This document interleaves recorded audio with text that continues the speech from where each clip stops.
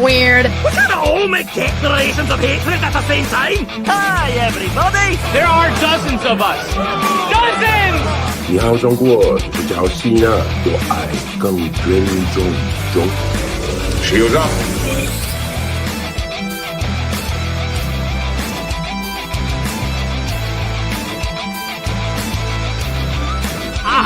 Alson, help me up onto his casket so I can dance on it.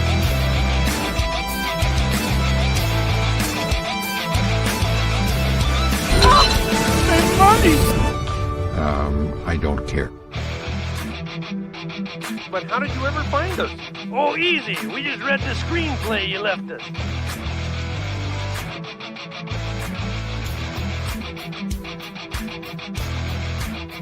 Oh, gold! Gold! Gold! Gold!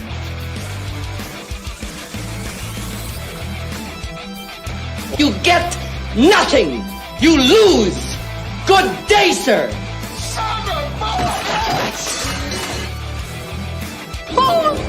I'll help you. Everything is sexist, everything is racist, everything is homophobic, and you have to point it all out. Just when I thought I was out, they pulled me back in. Huh? Zappuccino. All right, it is Thursday night in Tooney Town, and that can only mean one thing. It is time, folks, for everyone's favorite show of the week. It is time for Tooney Talk TV. Folks, my name is Marvin, and I am the Movie Monster, and I'm pleased to bring you another classic Tooney Town TV episode. We're going to be talking about all the latest and greatest goings-on in Hollywood, latest and greatest or lack thereof. I mean, we've got a lot of really infuriating things to talk about this week, and I cannot do infuriating things without having my best friend by my side, so let's bring him in.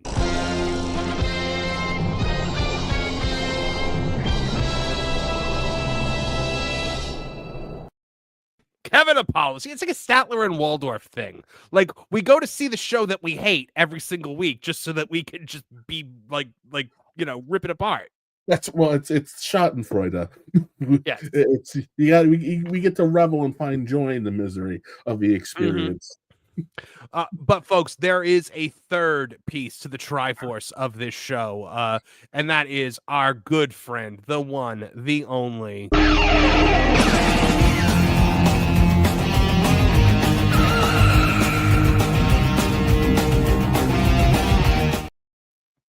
Trish, what's going on? Looking very intelligent tonight with your glasses. Thank you. My specs, they are real. They're not like, me just decorative. trying to. Yeah, no, I actually do need them to see, so I'm not phony. Right. But yes. Hello, everybody. Trish, anything exciting going on in your world this week? No. Yeah, good. Thanks. That's No problem. There's not. I could also, lie. guys, joining us again this week has been absent the last couple weeks, but we're glad to have her back.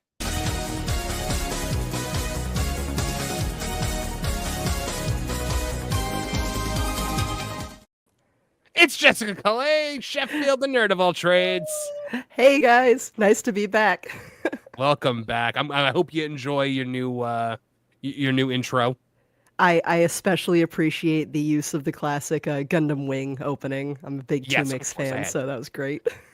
Yeah, yours was like, I was like, wow, I'm getting a lot of things. I got the Navy uniform. I got the paintbrush that's creating life. I've got a Gundam, and I've got the Gundam theme. So it all kind of came together on that one. I dig it. Thank you. How were your travels? Oh my gosh, had a great time. I road tripped basically from Florida to Nevada, and then flew back and spent the holidays in Snow World. So it was really lovely and beautiful, and I took a lot of photos. That sounds awesome. But guys, we're not done yet. The Tooney Town Titans are continuing to assemble here before us, and joining us this week, as always. Wait, no, not him.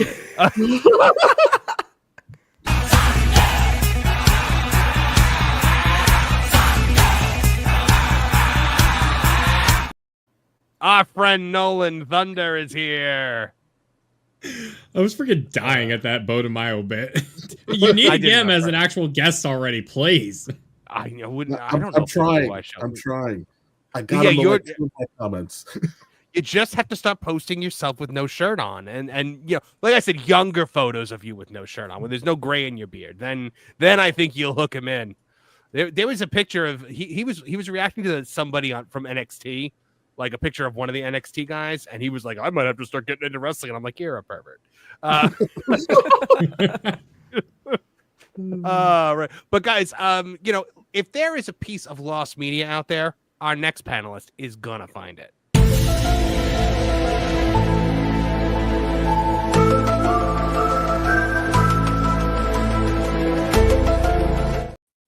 The one and only Martin Stone. Welcome back to the show, my friend. Hey, as always, happy to be here. Thank you. Happy to have you back. And of course, we all know Martin Stone from his epic show with Nolan Thunder, Lost Guys, a Girl at a Pizza Place over there on that Park Place members channel. But we are not done yet. Of course, guys, one of my favorite people on this very planet.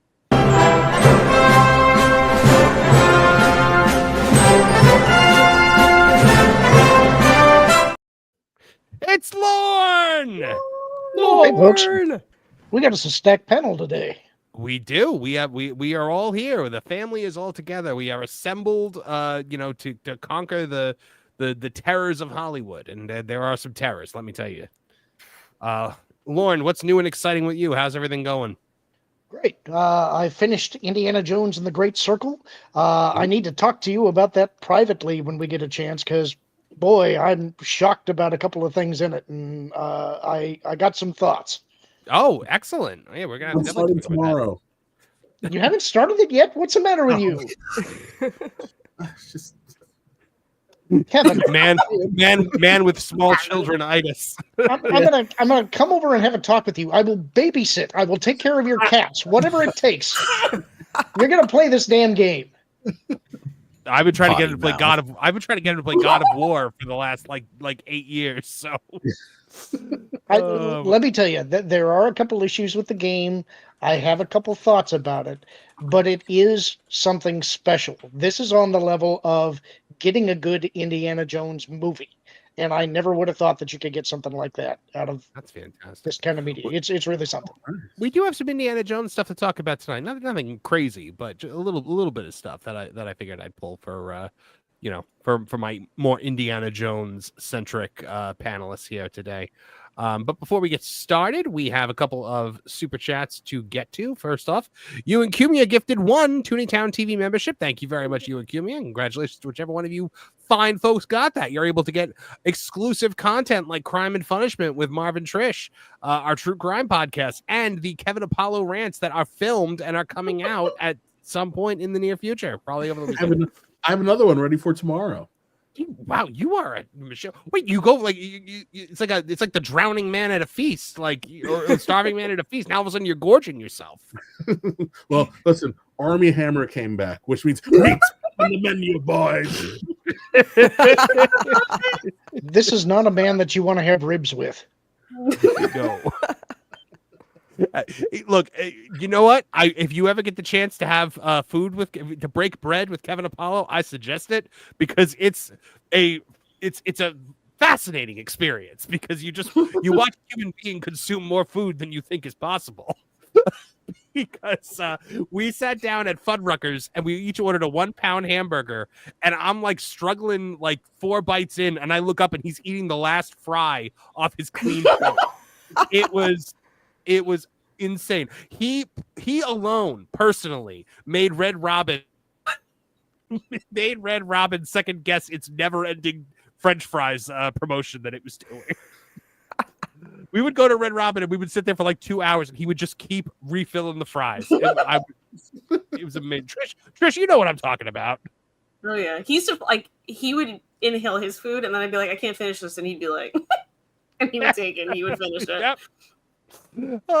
Remember the what was it, like the octo stacker?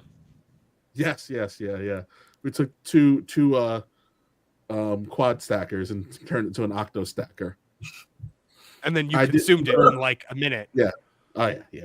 We timed it. Yeah, unfortunately, we cannot get the actual video because it was on a server that no longer exists, and this is before the interwebs allowed us to keep everything up there forever. Makes sense. Master of Puppets became a member of the Tooney Town TV channel. Welcome, Master of Puppets. Very, very excited to have you here. And John Williams for $5.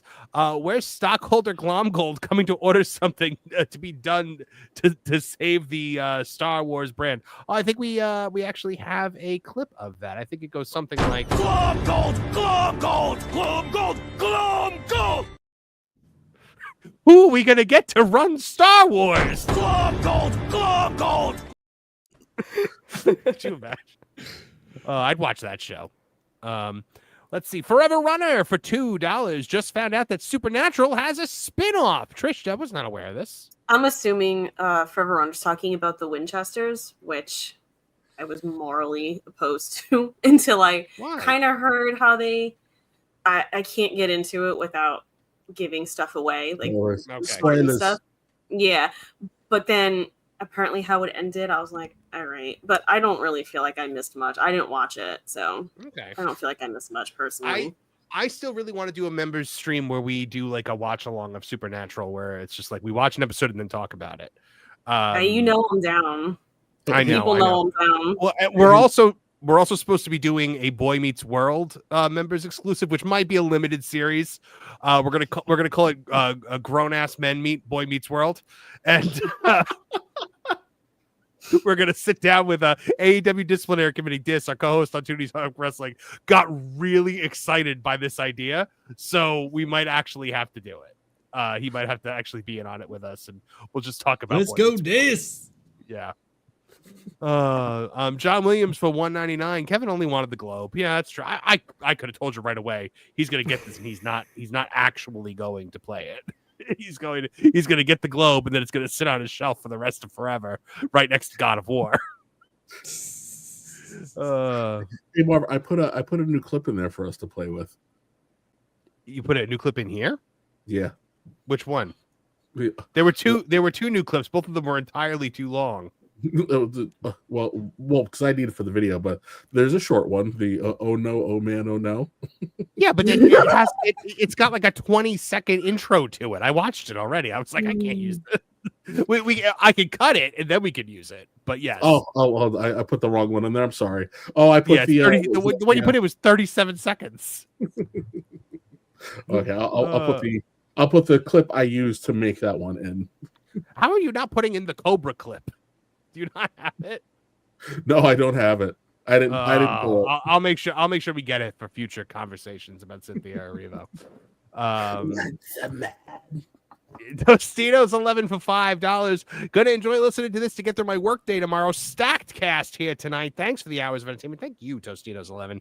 Good to see you here, my friend.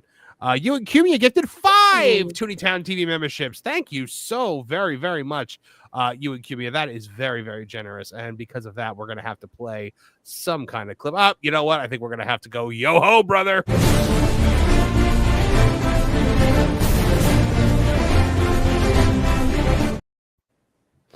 It's more apropos this week than ever because of the Trish, did you see the clip of Hulk Hogan getting booed on Raw? Jimmy! I was a little thrown. I was like, I thought they got to the back and Hogan was like, "Whoa, Jimmy, brother, they really hated you out there, man. Did you hear that? They must have all been old school Memphis fans, dude." John Williams 199 says, "Hey, you need a lot of energy to kill bears. That is very true. It does burn a lot of carbs."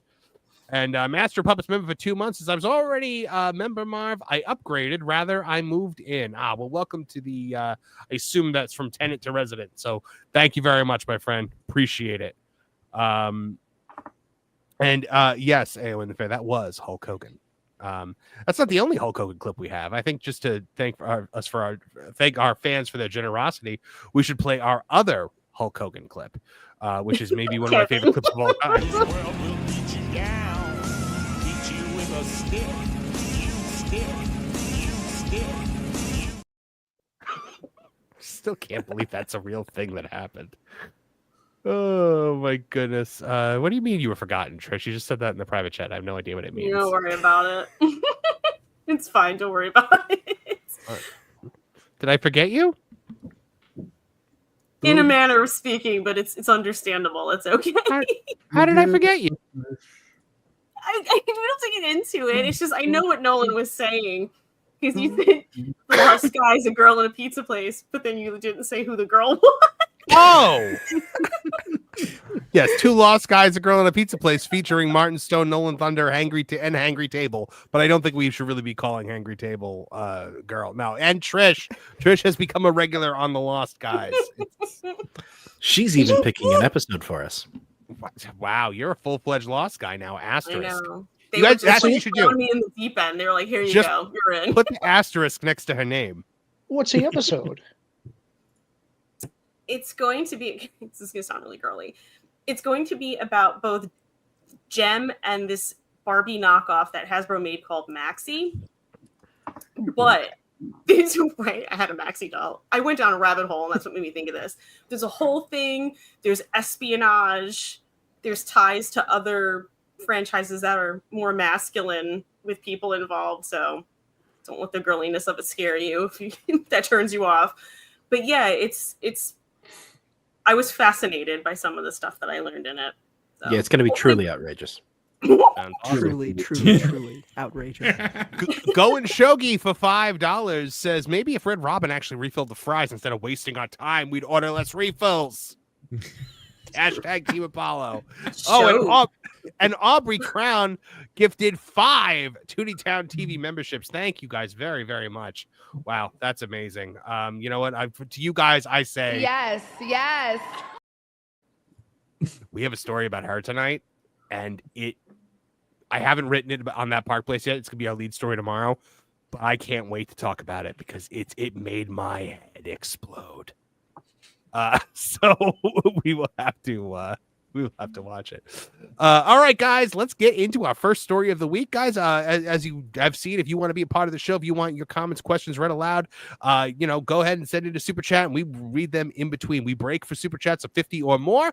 So no matter what we're doing, if 50 or more comes through, we stop and we acknowledge you. Okay, let's get into our first story of the week, and it's our old friend. It's our old friend Cynthia Erivo. Wicked star Cynthia Erivo eyes Storm role in the MCU, but her history of fan-blaming fits could create another Marvel identity politics disaster. This is coming to us from That Park Place, written by myself. Cynthia Erivo, known for her roles in Wicked and Harriet, recently expressed a desire to play Storm in Marvel's upcoming X-Men reboot. While Marvel fans have been eager to see who will take on the mantle of this iconic character, Erivo's public push for the role comes at a time when Marvel Studios is battling significant public backlash. With declining box office numbers and growing fan resentment over its perceived prioritization of identity politics over quality storytelling, the last thing Marvel needs is an actor with Erivo's contentious reputation. Let's see what she had to say. Role out there that you want to manifest right here, right now? I really want to play Storm. I know it sounds frivolous, but I think we haven't. Look at those nails. Why? I have a better role for her. I know what she would be perfect for, and there's actually a production right now that they could slot her in for. What's that one? Skeletor. I think that would be great. I was going to say her dream role already passed her by. She didn't get it. Nosferatu came out 2 weeks ago. Uncovered how grand she is and all of that she's such how grand she is. Oh, how grand she is. Oh God. She looks like when she looks like she looks like when the kids reversed the mouse changing spell and put it onto the witches in the witches. Like she's good call. Yes, we went through. There was a haunted house in Halloween Horror Nights this year. It was called Goblin's Feast, and all the goblins looked like Cynthia Erivo. I pointed it out to my wife as we went through. Covered how grand she is and all of that inner turmoil that she has. What inner turmoil does Storm have? Let me guess. It's going to have something to do with being black and being gay. There's a tempest in her. One might say a storm. Yeah. Oh. So I think there's a world in which we could do something like that. There's no world in which we could do something like that, lady. No. I refuse. I refuse. I will. Kev. I'll dedicate the rest of my life to developing a time machine which will send me back to the power of the Big Bang so that I can become a cosmic entity and destroy the Earth before she plays Storm. It is not allowed to happen. It cannot happen. First of all, look. This is an affront to nature. I refuse. It really is. Also, first of all, she's too old. She's too old to be Storm. She's too old. She's 38 years old. She should not be Storm. I think that Storm, Cyclops, Jean Grey should all be like 27-ish. Like they should be old enough to have been Charles's students that have now graduated and become the X-Men, but they're not like older yet. Because if this is going to be Marvel, I think Marvel has got to look at the X-Men as its last chance, guys, because the X-Men is the last big franchise it has not run out with yet, because the Fantastic Four I'm already calling is going to be a complete disaster. I'm not even counting the Fantastic Four, but I think the X-Men is their last chance, and they're going to want to be able to run with it for years, and they're not going to be able to do that if they start casting 38-year-old Storm. Can Lauren. I just request that if you're going to become a cosmic entity, rather than destroying the Earth, could you just destroy Cynthia Erivo and leave the rest of us out of it? Yeah, see, well, there you go. You gave us the Reed Richards moment. I will not consume your world. Kev and Lauren may be able to tell me that there is, like, Xavier's school has like special classes, right, for the mutants whose powers aren't really helpful.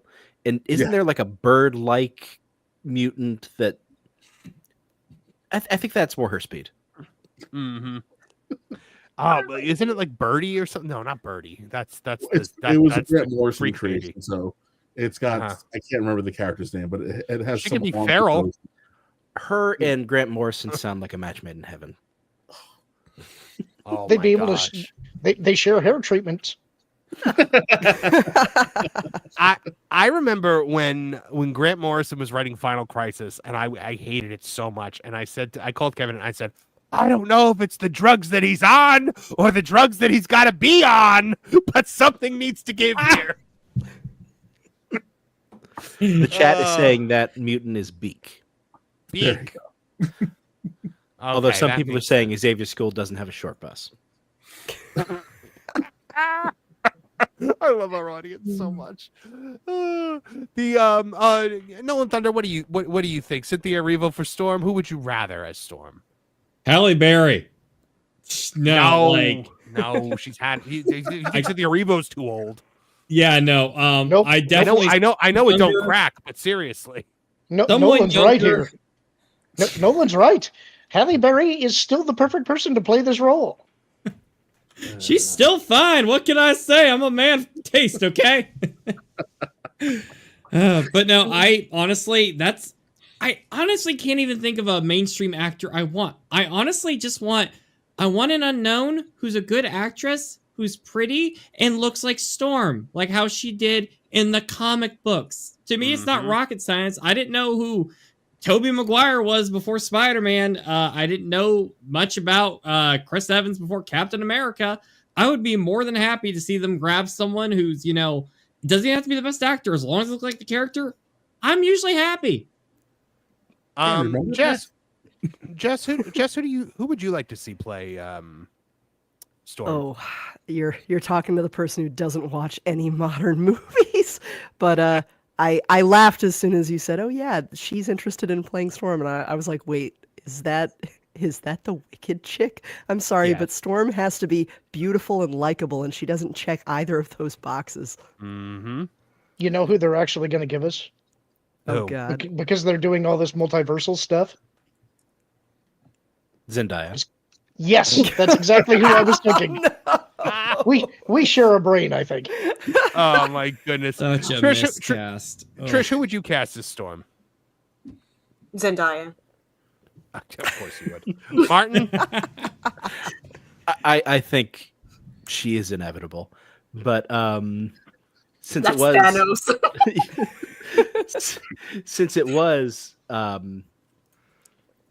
Halle Berry.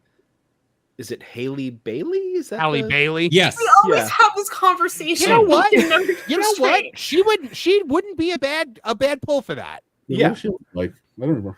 Just I could see how it. confusing it would be to talk about this would be amusing to me. But yeah, she's not a bad pull. And I think she's like 24. You know, yeah, what I mean? she'd be She's not that fine. age. She'd be fine. Is that Ariel? That's Ariel. Yeah. Yes, Ariel. Yeah. I do Lauren, have to ask though, on the topic of Cynthia Erivo, if she in this scary world that probably leads to the Justice Lords for all we know, where she is casted as Storm, who would we have Ariana Grande with? Because apparently they're a package deal because they're stuck at the hands as far as we know. So, well, you saw the nails. How could they not be stuck at the hands? Well, the two of them are having a thin off. They're like, who can collapse into themselves like a black hole faster between Cynthia Erivo and Ariana Grande? Because did anyone else see how Cynthia Erivo's girlfriends? People are speculating she's worried Ariana Grande is going to steal Cynthia Erivo. Well, historical precedents, spouses and significant others. So yes, you know. She's the whole what do these posts on social media mean? And Mm-hmm. Now, there is 100% a historical precedent for both Cynthia Erivo and Ariana Grande as massive cheaters. So why not? Why not go with each other? Yeah. That would be amazing if the SpongeBob guy left his wife and kid for Ariana Grande and then she leaves him for Cynthia Erivo. I'm just waiting. It's gonna happen. I don't know how he thinks this is gonna last, but Godspeed, SpongeBob. The SpongeBob guy is like kind of doofy looking, which I thought he was well below Ariana Grande's level. But Cynthia Erivo is well below Ariana Grande's level. She's the Mandarin. She's out there collecting rings. Do you mean as far as he looks like SpongeBob, or literally like Tom Kenny, the voice of SpongeBob? No, not Tom Kenny. No, he played SpongeBob on Broadway. He was the original. Oh, okay. He played Bach in Wicked. So my pick for Storm is, and because she wants it bad and it's all she ever talks about, as long as she can act, Jade Cargill of the WWE is Storm. Oh wow. She literally is Storm, to the point where they call her the Storm on WWE TV. Like, she's a terrible wrestler, but like, she looks amazing. And if she can string two words together, put her in the costume and get her out there. That's the question. Can she actually play a part? Her promos aren't bad. They're not bad. Well, listen, all she has to do is do the African accent slightly longer than Halle Berry did. So if she makes it 3 scenes, she beat her record. Let's see, did Halle Berry do it at all? She did it. She did it in the first 15 minutes of the movie, and clearly was like, "I'm not doing this." So she pulled a Carrie Fisher. Yes. Jeremy Irons in House of Gucci. He just gave up. The Italian accent wasn't happening. Photon Empress just made me laugh. He played SpongeBob on Broadway. Is the quote of the show thus far. Like what? Yes, we are in the darkest timeline. Hey, Real Rain, I was not giving any Jade Cargill slander. I was literally saying that she'd be amazing in the role. You did say she was a terrible wrestler. She's admittedly a compliment. Look, hey, not everyone. Look, there have been terrible wrestlers, Trish, as you know, that went on to do great things in wrestling. Well, I'm just saying, Oh my goodness, guys. But yeah, Cynthia Erivo, stay far, far away from the Marvel universe. Marvel is going to have a rough year of it. Okay, Captain America is going to be awful. Thunderbolts. I've heard Thunderbolts is going to defy expectations a little bit. I don't think it looks bad. I really don't. I don't think it looks amazing, but I don't think it looks bad. We'll see. You just like it because Bucky's in it. But no, I actually thought it looked like legitimately like it could be decent. No, you know what? You're right. Like we haven't seen, C+. Well, we haven't seen the Sentry in action yet, and I think that's want to remind you that Harrison Ford is taking a paycheck to play Red Hulk. Are we saying this is a good thing or a bad thing? No, it is not a good thing. This is an embarrassment. It is such a naked display of how he will do anything for cash at this point. And I don't understand why. You are fantastically rich. You don't have to do this anymore. Why are you doing this? Helicopter fuel. He's scared of magic, and he needs to... oh my god, I love that clip. In his home. Oh my god, I gotta find that clip. Hold. There's a swear in it, though. I don't care. Who cares? It's funny. Just letting you know. Oh my god, that is a funny. We got to make up for Lou not being here for a couple of weeks. Yeah. Oh, in case We anyone's just need to interested. find the. Good. Go ahead, Nolan. Is it with We David just Blaine? need to find the Tooney Town version of a swear sensor sound. Like we were talking about this in the back chat of T3PO today. I was suggested we do like the goofy yuck every time there's like a profanity going on or something. The dulcet tones of Bill Farmer. I love Bill Farmer. He's such And a good guy. Just to add to Lauren's freak out about how much Harrison Ford has, apparently he's allegedly worth $300 million. So, put that into perspective. He's worth more than some of those artifacts. Martin, since you said that our Grace Randolph impression sounds like Andy Rooney, all I hear is Andy Rooney talking like Grace Randolph. Oh my god. All right. Here it is. So David Blaine has done a magic trick. I love this. No, that's just crazy. Get the fuck out. I tried to bleep it, but I forgot about this. No, that's just crazy. Get the fuck out of my house. He's so... You're a wizard. Remember, this is a man who knew to close his eyes when opening the Ark. And this is why. It's because this stuff legitimately scares the shit out of him. No, you're right. I think you're right. The poor man. Oh, I love that clip. Oh, my goodness. With his sassy little earring in his ear. Oh my gosh. You remember when his hair was spiked? Yeah. It was a whole phase with him. Did he have an earring too? Yeah, he did for a while. Although he had that look when they made 6 Days, 7 Nights. You remember that one?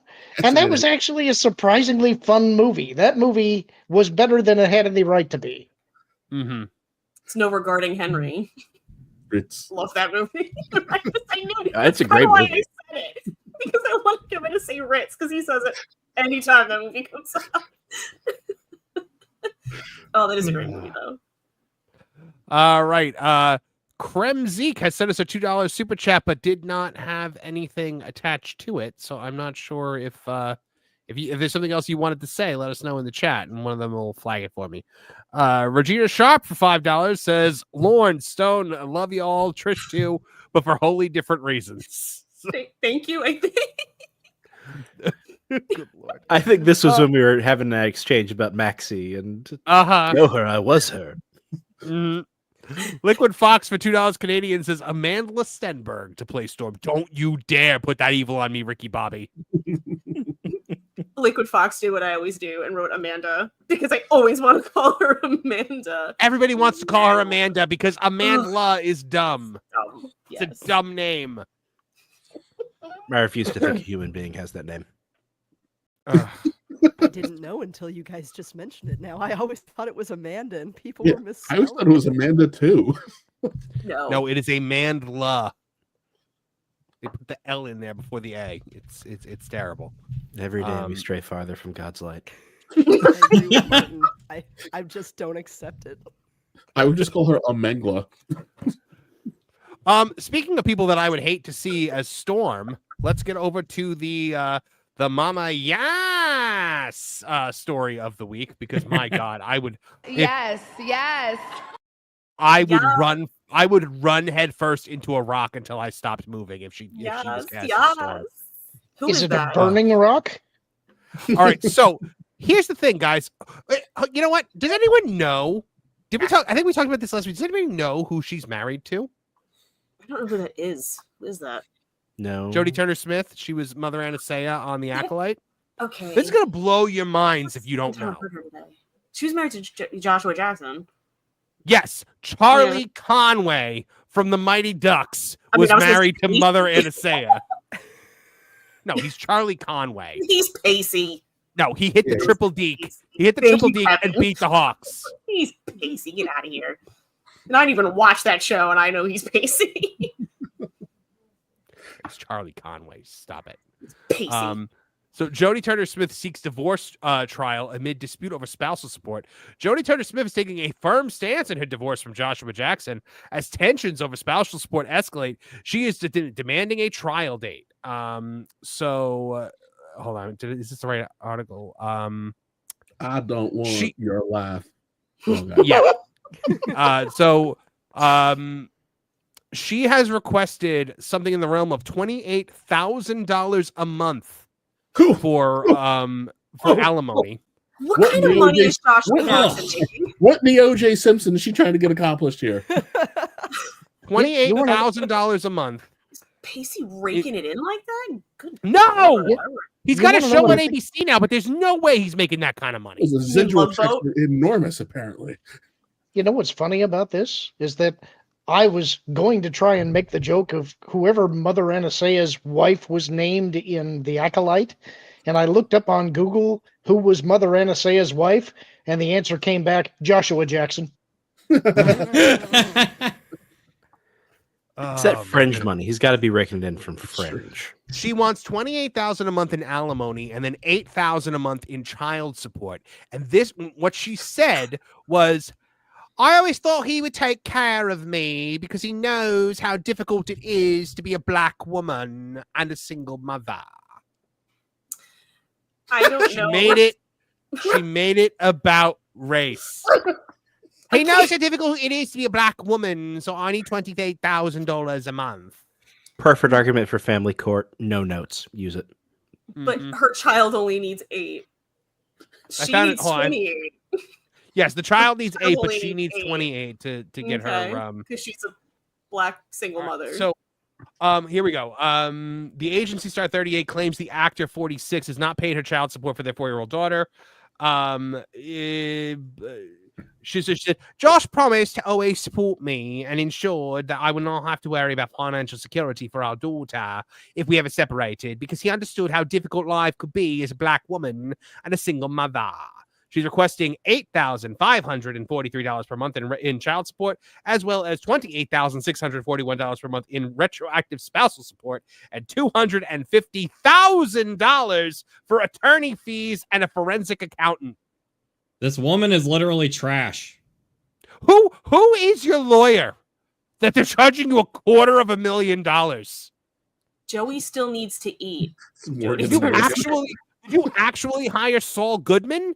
Like, Smash JT is using Ron Coleman, who's Trump's lawyer, and he needed $25,000.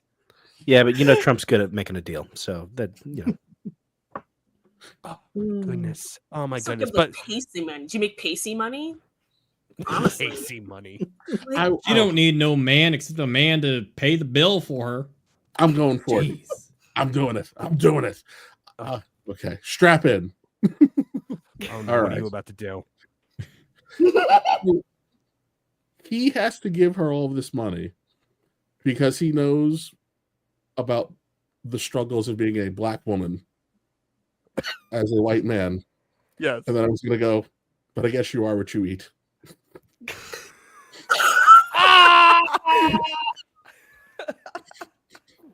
That was a fantastic joke. All right, and my kids are not watching the replay on this one. Yeah, I know. Oh my goodness. All right. So Joshua Jackson thinks Jodie Turner-Smith is being unreasonable amid their divorce battle. You think? You think? The actress insists that she gave Josh plenty of chances to step up and do the right thing, and he's refused, so now I'm going to play hardball. A source exclusively tells Life and Style. The Dawson's Creek alum, Mighty Ducks alum, does not see it that way at all, and adds the source. Josh thinks Jodie's being totally unreasonable and trying to take him to the cleaners out of spite. You think? This woman is just a vapid narcissist. I cannot stand her. She's the one that went on the rant about, like, Disney didn't support us when everyone was being racist, and then they're very racist because they canceled The Acolyte, despite the fact that it cost $250 million to make and didn't make them any money. They should have given it because they know how difficult it is to be a black woman. And she was also and a single mother. She was also the one who said at Star Wars Celebration that she was like the first ever female leader in Star Wars. I'm like, I'm sorry. Have you never met every leader in Star Wars? Like, if your name's not Yoda or Palpatine, you have a vagina in Star Wars. You can say that she's no Admiral Holdo. You know what, Lauren? I included Admiral Holdo when I did like a whole rundown of this. Because Admiral Holdo, Mon Mothma, Princess Leia, Queen Amidala, Hera Syndulla, Ahsoka, so many female leaders in Star Wars, and she was just like, Star Wars very patriarchal. She's the worst. I cannot stand this woman. I hope Charlie Conway triple deeks all over her in that courtroom. I want to know. You have to be locked in the room for the rest of your life with either this woman or Zack Snyder. Who are you choosing? Zack Snyder, because I got a lot I need to say to him. I'm not locked in here with you. You're locked in here with me. Exactly.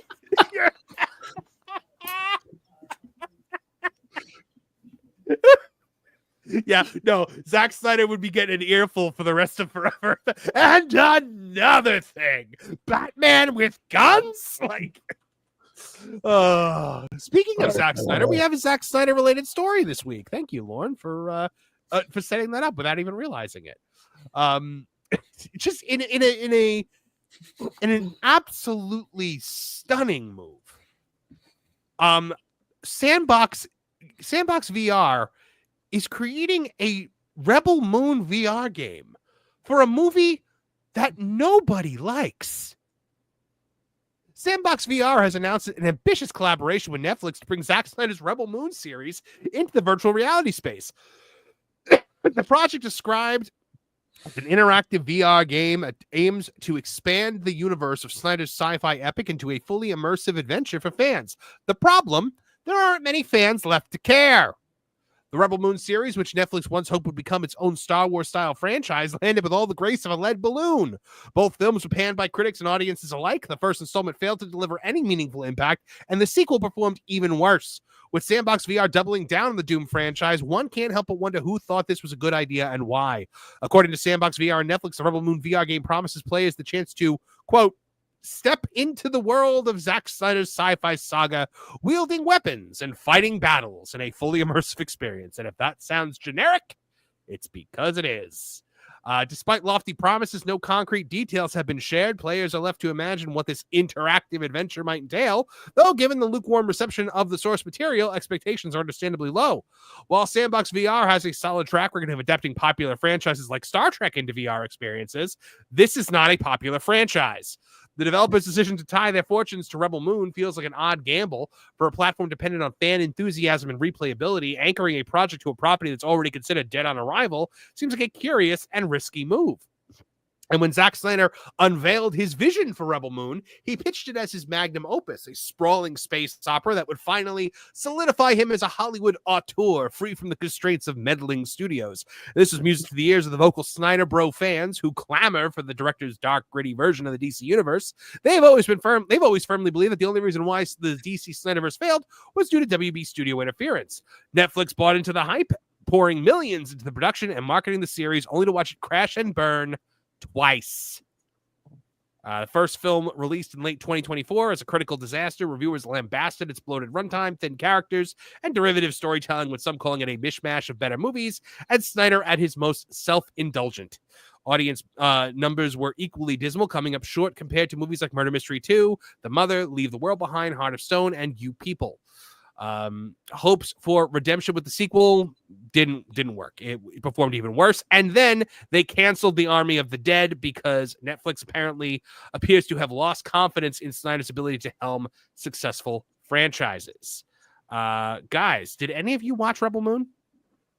Negative. I tried, but it was like a bad nonsense Battle Beyond the Stars, and love that saying something. But it's very clear that what this was, right? That he pitched a Star Wars movie to Lucasfilm. They said no. And then he was like, I'll go make it with Netflix. Because, I mean, look, like come on, the lightsabers, and it's terrible. I tried to watch it too, and I was just like, I can't do this. I cannot do this. And the movie's like 3 hours long. It'd be an hour and a half if they just took out all the slow-mo, which is what I always say about his films. Why would you make a movie under 4 hours? Apparently, no. There is like a 6-hour director's cut of both films. So yeah, which is crazy to me. He does this because there's no studio interference and still feels compelled to release a Snyder cut. Yep. He's like Pokemon, but as a director, they always come out with another version like a few years later. Now, listen, I like 300.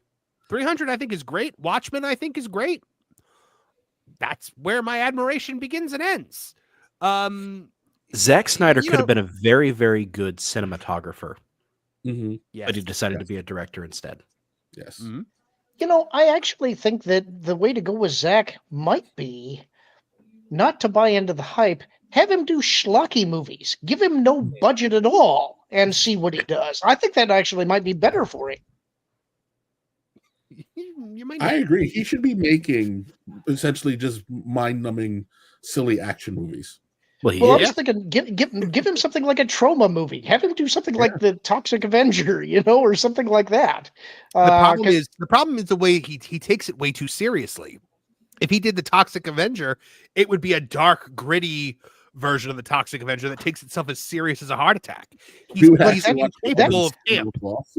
That could be where the fun comes from, though. He might do inadvertent camp because it's so inadvertent. Yeah, inadvertent. Like, there are things that he's done that I think are inadvertently hysterical.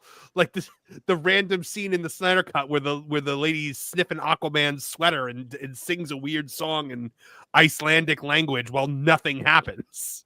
Like, it's not even like a song over like shots of other things or like a montage. She just sings a song and he keeps the camera on her. So, Lauren, you think deep down he has it in him to make something eternal that'll last forever, like The Room or Showgirls? I'm just saying that sometimes when you place limitations on somebody, it forces them to get more creative than they would otherwise be. And so something like that might be good for him.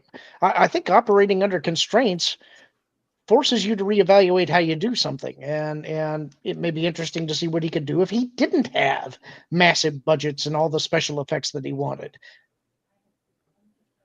Yeah, maybe you teach him what a practical effect was. Oh, did I say that? and not everything has to be in slow motion. You don't always have to have the every time Wonder Woman so much as brushed the hair out of her eyes, it was with that ridiculous music that he had going for. Darkseid just forgot where he parked for 10,000 years. Darkseid, remember that one planet that has the one thing that you need? Remember how we were just there? What was the name of that planet again? Oh, crap! That was the thing I found inexcusable. That Darkseid forgot where the anti-life equation was. They never gave an explanation as to why he doesn't know. It's just they got back and he said, somebody remembered to write down the name and location of that planet, right? And somebody was like, because Darkseid, he looked cool. He sounded cool. I was all excited to see Darkseid in a movie, but then he forgot where the anti-life equation was. Just forgot.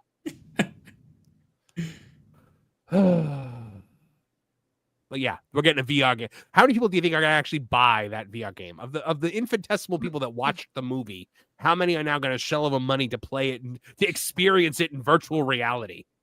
You don't buy it from what I know. I think you go to their event centers and then it's one of the options you can select. Like you buy to go in, I think you can select from the games afterwards, unless they make you pick at the counter. But I'm pretty sure this is probably like a budgeting thing. I would guess it's like a package deal. Maybe they're trying to get some rights for some other IP and they're like, okay, we want Squid Games. You can throw in Rebel Moon. If you give us a bargain, we'll do that. That's what I feel like it's like. You know what, Nolan? You might not be wrong. It might be like we've contracted to do X amount of. Did anybody watch Squid Game season 2? No. Oh, I did. It had its moments and it had its moments. Do you know the real story of Squid Games? Like what actually happened that inspired the movie? Wait, this is a thing that was real? Yeah, this is something that actually happened in North Korea. Okay, tell me. Okay, take me there. So, I remember most of it. So during the 70s and 80s, the government decided to pay this company money. The premise was we're going to build these massive dormitories, and we're going to help the homeless and street toughs, and we're going to give them a place to live. We're going to reform them. Was the cover story. Okay. Once they got them in there, they threw them in essentially a stink hole, and then they realized, well, if we have more facilities, we'll get more money, but we need more people. So they started driving around and just snatching people off the street. If you're like, this guy looks filthy, snatch him right off the street. If the kid was taking too long to get home, snatch the kid off the street. And they would give the kids tasks to do if they couldn't listen. So like one thing would be hang from this bar for an absurd amount of time, or go from this room to another room without making a sound, or we're going to beat you savagely. And this went on for quite a while. I think finally, I don't remember how they got busted, but someone escaped, and the CEO, I think one of the CEOs pretended to actually be a person in the. It's a crazy story. I gotta look this up. This sounds amazing. I mean, not amazing as in it was a good thing, but amazing as in like, this is, sounds like a crime and punishment episode. It does, Trish. We better look into that. Maybe we'll have Kev on as a guest for that week. If anybody wants to rent some white vans and buy some farm property, I think maybe we got a nice moneymaker on our hands. So we got some jives. North Korea as hell.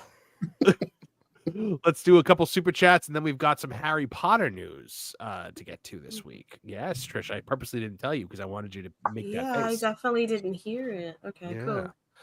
Liquid Fox for $2. We already did that one. John Williams for $1.99. Oh, Red Hulk had a mustache, but it was changed. That has always been the thing that I hated with Red Hulk, was that he didn't have a mustache, because he's Thunderbolt Ross, and Thunderbolt Ross has a mustache. And there's no mustache. But there's also no reason. But like in the comics, Red Hulk didn't have a mustache initially, but Thunderbolt Ross did. And there's no precedent for Hulk's not having facial hair, because we've all gotten that, the old Hulk with the big long beard. The Maestro. Yeah, it's like, what the hell did they call it? But yeah. So you and Kimmy for $2 says happy birthday to Denisha Lane. Happy birthday, Denisha. That's great. One of my favorite people, Denisha Lane. John Williams for $1.99. My choice for Storm is Kevin Apollo. Not my choice. maybe for Bishop. I'd rock that Mohawk. Regina Sharp for $5. Yes, let the hate flow, Marvin. Yes.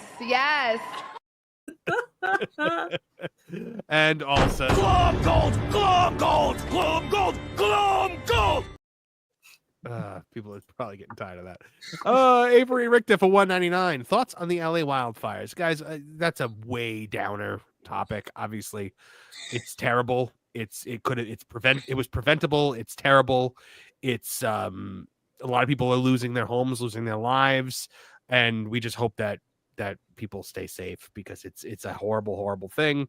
And I've been covering it for that Park Place. And look, even when there's people that fundamentally disagree with you, I still don't wish them harm. I don't, because that's just being a kind person. Like, it's having compassion and empathy for your fellow human beings.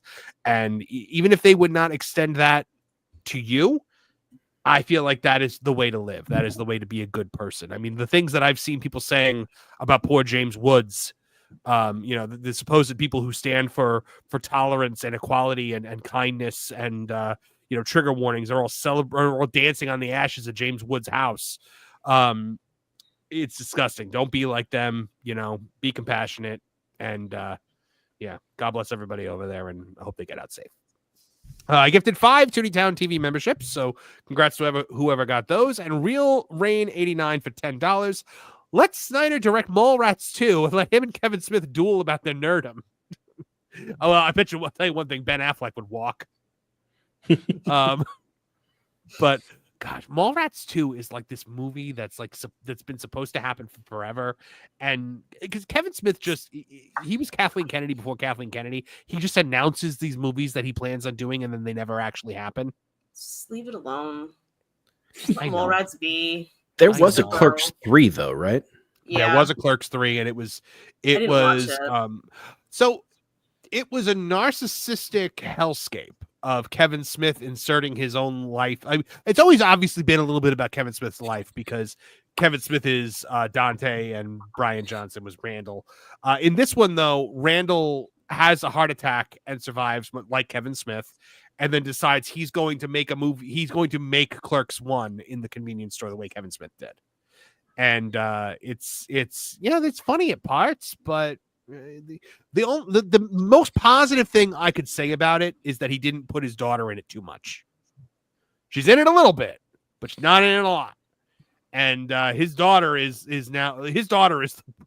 he said something the other day that my friend sent to me, and I said, can we just put a beard on his daughter and have her do all of his public speaking now? Because that's essentially what's happening. He's just become his daughter. He's a vegan. He's like super woke. He's, it's insane. But yeah, Mallrats 2, I don't want it. I mean, we're going to watch the BJ and Silent Bob, and they got to be in their 50s now. Like, I don't know. But Denisha Lane, member for 4 months, says, hey, Marvin, it's been great being a member. I'm glad to have you as a member and glad you're enjoying it. And BPE 592009 sent $20, but no actual super chat attached to that. If there was something that you wanted to say, my friend, then let us know, and we'll flag it down. That's but BPE thank you very much for your style. generosity.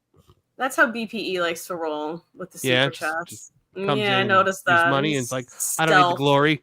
I don't need the glory. I don't got anything to say, but I just want you to know you're appreciated. And person a few words. Real Rainiers, do not watch Clerks 3. It's I cried like I cried at the end of Clerks 3 because it's purposely tries to make you cry. But like, if you liked Clerks 2, then you start Clerks 3 and you're like, what the hell? Because I shouldn't watch it. Yeah, no, if you like Clerks 2, because we start off and Becky is dead. Becky died while still. So basically, like, Clerks 2 ended with their happily ever after, and then Becky like immediately died in a car accident, like before the baby was even born, I think. So it's like the sequel trilogy. Just kill off all the characters you love. It was pretty terrible. And like, does anyone care if I spoil the ending of it? I think I know it, so I don't personally care. Dante has the heart attack afterward. And then Dante dies, and that's what. And they do play this song that I really liked at the end of it. It's like, I'm from New Jersey, and I am, so I like cried listening to the song, but because I like home. What can I say? Yeah, Yeah. All right. So some Harry Potter news for you guys, and we will get back to your super chats in a bit, my friends. Peter Capaldi is rumored to appear in the Harry Potter series after the Snape casting backlash. Kevin Apollo, I'm assuming you approve of this. I do. I saw this yesterday. I was like, okay, I can watch this. I'm into it. So Peter Capaldi might appear in the Harry Potter franchise. According to rumor, the former Doctor Who is being considered for a role in the upcoming HBO reboot. Though only a rumor at this time, confirmation of Peter Capaldi in the Harry Potter series could turn fan sentiments around following a string of controversial rumors and announcements. The Harry Potter series has continuously made news. This is, by the way, this article is by Raven Redgrave, one of my wonderful writers over there on That Park Place, also known as Writing Raven from the Gothic Therapy YouTube channel with Master of the TDS, her husband, who you guys should check it out. Harry Potter series has continuously made news over potential casting choices. Recently, it was announced that Papa Isidore, a black man, was being considered for the role of Severus Snape, filling in shoes of the late great Alan Rickman. Casting choices were met with intense backlash from fans who wanted to see more accurate representations of favorite characters and avoid politically motivated race swaps. Other announcements have revealed that Albus Dumbledore may have also been cast with either Mark Rylance or even potentially Gary Oldman taking up the mantle. I think the Gary Oldman thing is Gary Oldman has said he wants to be Dumbledore. First he was like, I want to be Sirius Black again. Everyone's like, you're like 90. Oh, bless him. Like, you were too old to be Sirius Black 15 years, like 20 years ago. Gary. You're way too old now. You made it work, but no. Yeah. Obviously, Peter Capaldi is most known for his portrayal of the 12th incarnation of the Doctor in Doctor Who. A Reddit user citing insider sources revealed that Peter Capaldi is being considered for a role in the new show, with many surmising that it could be Garrick Ollivander, the wand maker of Diagon Alley. In the movies, Mr. Ollivander was played by the late John Hurt, who also played the War Doctor in Doctor Who's 50th anniversary special. Now, Peter Capaldi certainly looks the part. Plus, it could be seen as something of an homage to John Hurt to have two doctors playing the same role. Now, if true, that's pretty good casting. I think he'd be a fantastic Ollivander. I would have liked to have seen him in a larger role. Yeah, I was gonna say it's not a really particularly meaty role, but I mean, it's a bigger role in like the 7th season. Yeah, but yeah, but I'm not against that. Yeah. Trish, what are your thoughts on it? Like, you think it's? I think that I know it's just a rumor, but let's just pretend that we think it's real. I think it's far better than the last rumor that could be real. You know. Now, do you think Gary Oldman as Dumbledore could have been good? I think Gary Oldman can do anything because I just love him and I think he's a fantastic actor. I'm personally the type of person that I would like, no, like you were Sirius Black in another thing. And I don't know, for me, I always get a little bit like, but generally speaking, I think he'd probably be fantastic because he's Gary Oldman. Mm-hmm. Yeah. Mm-hmm. And by the way, never mind. Peter Capaldi's too old. I was about to say Peter Capaldi would have made a good Snape, but he's way too old. Oh, he's way too old. Yeah. Way too old. Yeah. Jess, are you a Harry Potter person? Yeah, I mean, I know a little bit about it, and the first thing I thought when I saw that picture of Capaldi was like, "Oh my God, it's I Wonder." Yes, it's definitely Ollivander. So I could see that, and yeah, I mean, he's a little old, but yeah, with some black hair, I could definitely I could see some Snape from him, but anything would be better than the last rumor about Snape, honestly. I know, it's ridiculous. I would take considerably too old Snape instead. Yes.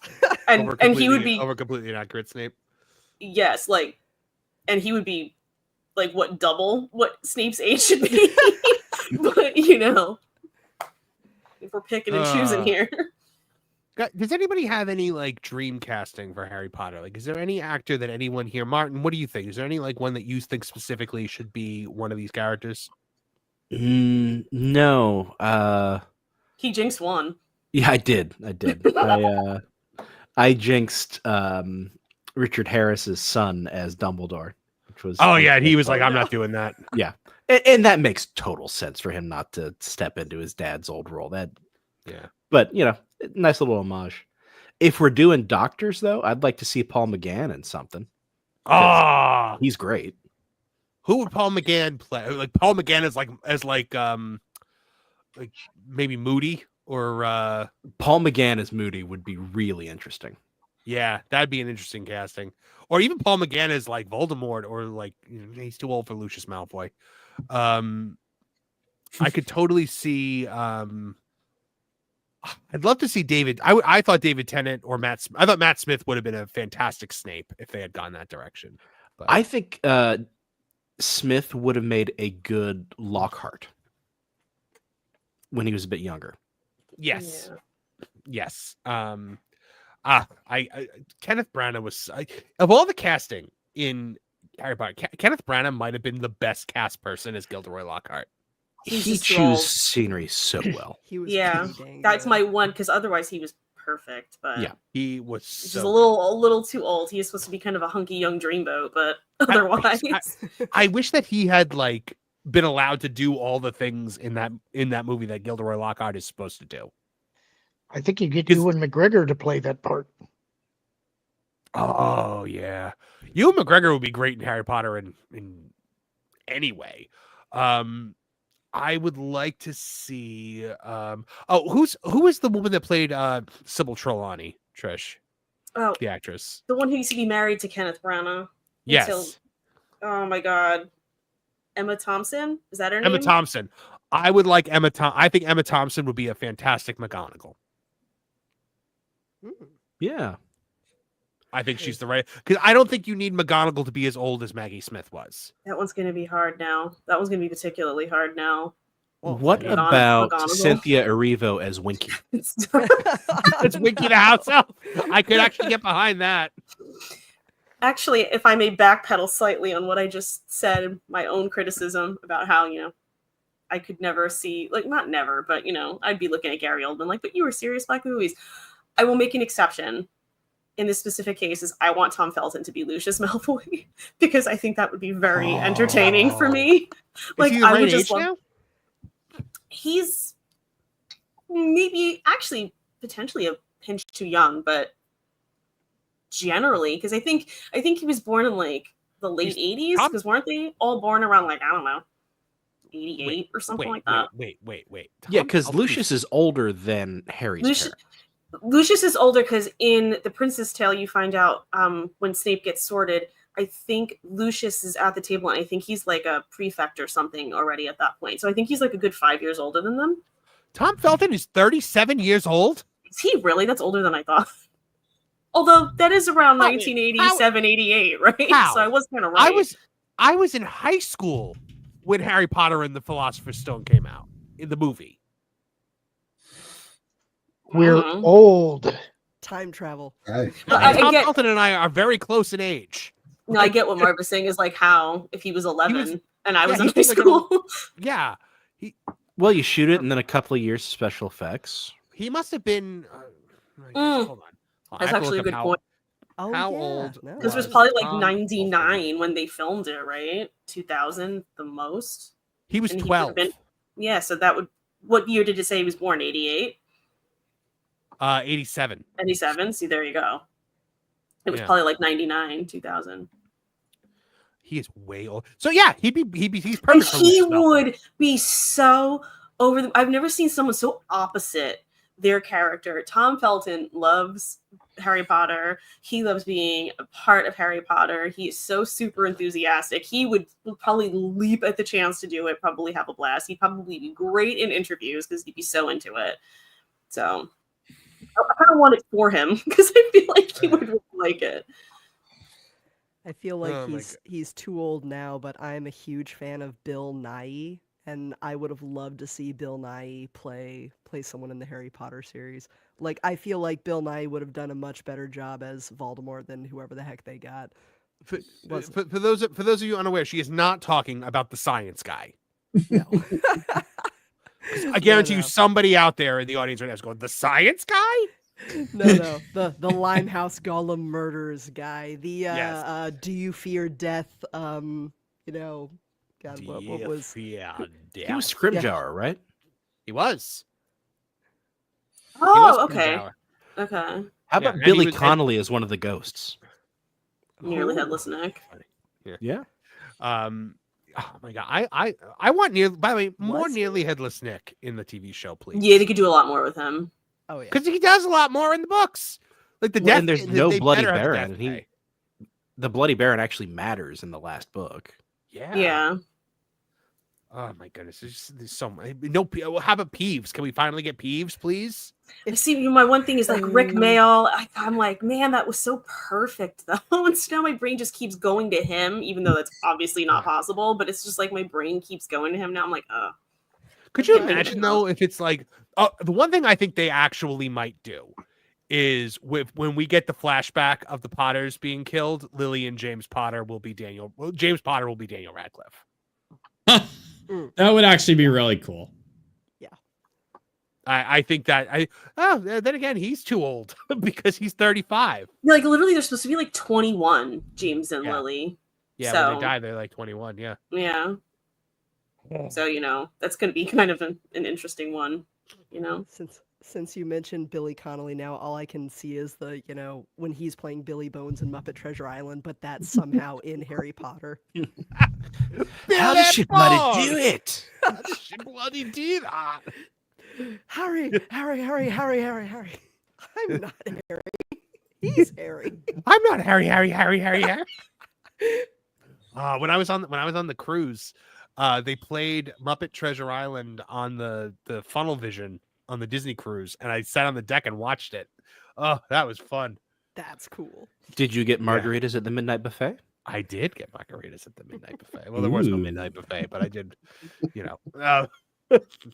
such a Muppet. By the way, Muppet Treasure Island, justice for Muppet Treasure Island. That movie is far better than anyone thinks it is. Absolutely. Oh wow. Kevin Apollo just told me in the private Dale Wilson died on January 6th. He was the voice of Cell and Kami in DBZ. Oh, rest in power. That's really sad. Well, Gohan, are you ready? Like, I loved his Cell was fantastic. Was he all three versions of Cell? Probably. Because I was looking at his filmography. I'm like, oh wait, you were the voice of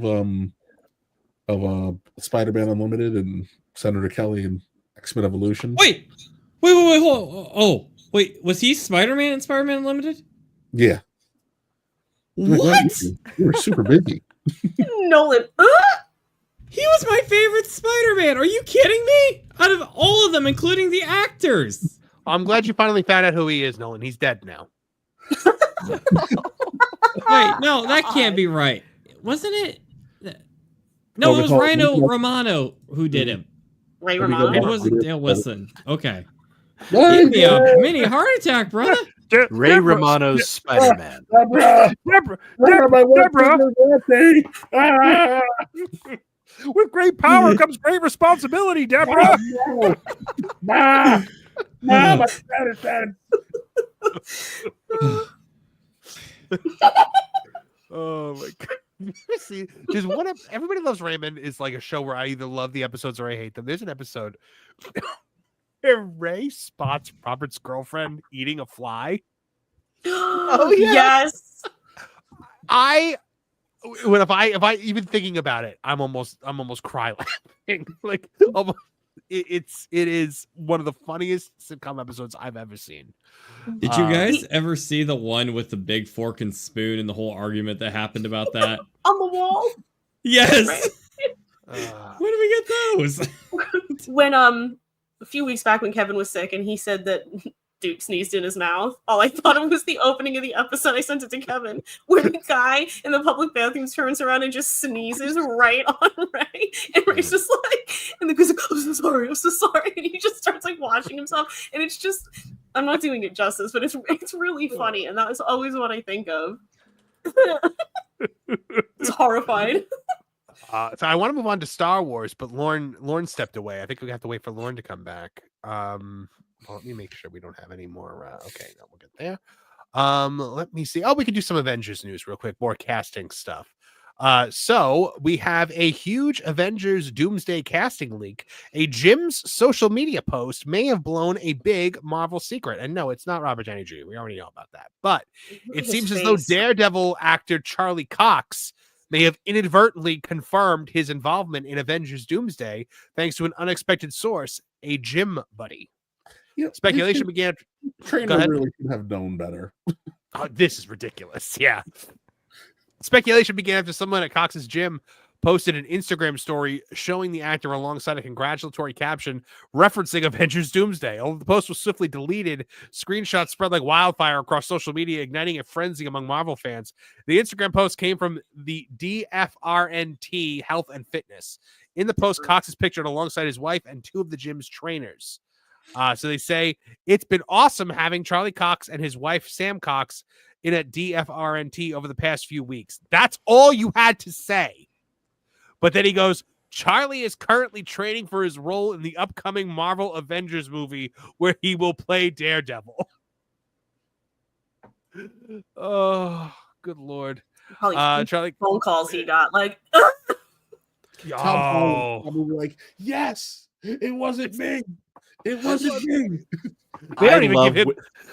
I love when they gave him a babysitter for all his interviews. That isn't Cumberbatch. Oh my goodness. Yeah, that so Charlie Cox is Daredevil. Look, I've been trying to rewatch Daredevil since Born Again is coming up, and that is apparently in continuity. I think the Netflix Daredevil is the finest like cinematic storytelling Marvel has done. The first two seasons of that show are perfect. I love them, especially the first season. Ruin it. I'm sure they will ruin it somehow. Oh, without a doubt, they're going to ruin it. That's why I'm like torn. Oh, I'm sorry. I've seen a leaked trailer. Trish, and the leaked trailer looks really good. It's like super violent, dark. It looks like Daredevil, but we've now seen him do the walk of shame in front of She-Hulk's house. So that begs the question, what is this going to be? Trish, did you watch the Netflix Daredevil? No, I watched Jessica Jones, and for the longest time, I wanted them to bring Kristen Ritter back. I absolutely loved her in that show. And now I'm like... She was perfect. She was perfect. Good. The first season of that show was perfect. After that, it goes downhill. I technically didn't watch the third season because I was a little gutted. It got canceled, but I didn't watch the third season either. But wait, so if you liked it, then what was your? Why don't you want Kristen? Oh, because you don't want them to ruin it. Yeah, just leave it. Just leave it alone. And I also selfishly kind of like that there was a Trish in the show. I heard, I was like, no, because I don't always hear. Although whenever I do hear my name, it is on TV or movies. Like it's not real life. But I heard it. I was like, ooh. She's very easy to please, guys. You just have to put someone named Trish in your book or TV show, and she's like, "Oh, it's like they're talking to me. It's like I have friends." I can understand the struggle though in the little moments because I will never accept happiness in my life until I finally find my name on one of those little license plate things you see at the gift shops. It's never there, and I'm so sad. Who's named Bort? Come on, Bort. Are you talking to me? No, my son is also named Bort. By the way, at Universal, if you go in the Quickie Mart gift shop, because the Quickie Mart, I'm very upset that the Quickie Mart is not an actual little convenience store where you can get a squishy, but I digress. When you go, they have the vanity license plates, and there are Bort license plates. How do you not buy that? Of course, right? Nolan, I can't find my name in those either. It's tragic. They don't care about us, Trish. They don't put Trish. They rarely put Trisha, but when they do, they don't spell it the same way as me. I would never buy Patricia. So, I never find my name in practically anything. If I do, I'm like, oh, and then I buy it. Well, welcome to the custom name gang. And I don't think my name is even that unique, but apparently it's not worth a little license plate or something. Martin, were you a fan of the Netflix Daredevil? Yeah, big fan. I rewatched it pretty recently. I think before they announced that they were going to do another one, I had been rewatching it. I loved it. I thought that Kingpin was great again in the first two seasons. That part where he bashes a guy's head in the car door is all that rage that he unleashes. Kind of show like he's so contained before you see that. Yeah. Oh, when he decapitates the guy with the car. Yeah, absolutely. You made her go, you hurt her, you made her go away, or you embarrassed me in front of her. He was. I loved the way he turned into a brute like that. It was fantastic. How'd the third season hold up for you? Because I've only watched the third season one time. I remember feeling like they were starting to write Karen as being insufferable in that season. I think so. I don't know what happened. Did the showrunner change there or something? Or maybe they were just trying to integrate. I know that they were trying to make sure that, you know, there was another Defender set up, and they were trying to weave too many big things in there, and it wasn't just about your one character anymore. And then I think also trying to have multiple characters woven through everything, have the night nurse in there, and have Karen be important to everybody. It was stretching that too much. I did watch that, actually. I forgot I watched The Defenders. You know what? I didn't hate The Defenders. Everyone hated it. I kind of dug it. I mean, I liked the fact that Daredevil whooped the crap out of Milk Toast Iron Fist, and it has the greatest line of all time when Styx says, "The Iron Fist is a thundering dumbass." Iron Fist is why I didn't like it. Iron Fist was it should have been so much better than it was. It was a huge disappointment, and there were a lot of behind the scenes things that, you know, the guy who ended up playing Iron Fist got the role a month before, had no combat training time or anything. Plus, it was just the beginning of that. Well, we can't have this guy as the white savior hero, and not even the beginning of it. That had been percolating for a long time, but it was really starting to come to the surface at the time. Yeah. And didn't people not understand? I mean, I'm not super well versed on it, but didn't they not understand that Iron Fist, like, the character is white? They were like, well, why isn't it an Asian? I'm like, because the character is white. Yes. Like, that's, you know what I mean? I knew enough to know that, I think. It's more racist to say that nobody but Asians can do kung fu. Right. Well, it was really more the white savior thing that I think ticked people off. That this white kid becomes better at these ancient mystical practices than, you know, the people in a fake country. Yeah, I was about to say, they made Kunlun like a ethnic rainbow too. Like, they didn't make it just Asians in there, I don't think. And also, there would be a really interesting political commentary to be done in a comic book TV series with a Power Man Iron Fist show, where each of them has really great points about, you know, whatever their pet issues are. Like, you know, they're in each other's lives, and Danny is pointing out, look at all the things I can do because of my position. And Luke Cage is very hyper focused on the neighborhood. You know, there's tension there. It could have been interesting.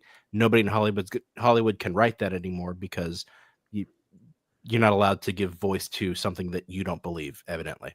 And not to mention, Danny and Luke were a white and black best friend duo at a time in which that was not a thing, and it was very much needed at the time, right, Kevin Apollo? Yeah, well, what I always point out, Danny is Chuck freaking Norris. Yes, the world had gotten exposed to Chuck Norris. He won all these medals. He was, you know, he was in a movie with Bruce Lee, and they needed to find a way to capitalize off of his popularity. So, you know, Shang-Chi, I don't say Shang-Chi. The Shang-Chi was Bruce freaking Lee, and Iron Fist is Chuck Norris with magic powers. You know, it was a genius pairing, because everybody like responded to Luke Cage, and Iron Fist was kind of like, once we started getting away from the 70s, and Chuck Norris became a different kind of celebrity, they didn't know what to do with him, and they threw them together, and it was magic. Just because of that. And you didn't really get too much of the of the ham-fisted social commentary, but it was there. It was in the book. You know, I think DC was a lot more brazen with it with Hal and John, but Danny and Luke, you know, they just kind of went on these adventures, and we didn't really so much that he was rich. You have given me an inspiration. You said that Iron Fist was Chuck Norris with magic powers, right? Yeah. Chuck Norris for Dumbledore. I love it. I'll do it. Have you seen the Chuck Norris Bruce Lee scene in Way of the Dragon recut with Careless Whisper? Yes.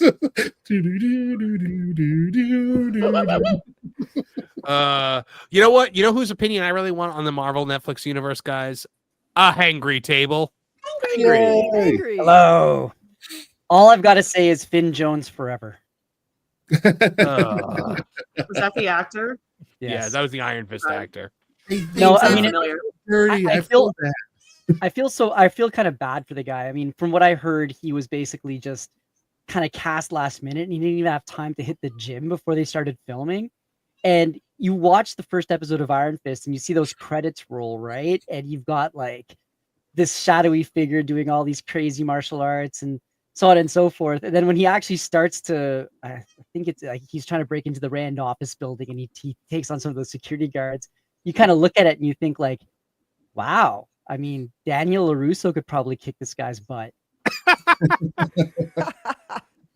Good pull. Well, did Iron Fist win the Valley tournament? I don't think so. Yeah, there ain't no all valleys under his belt. No.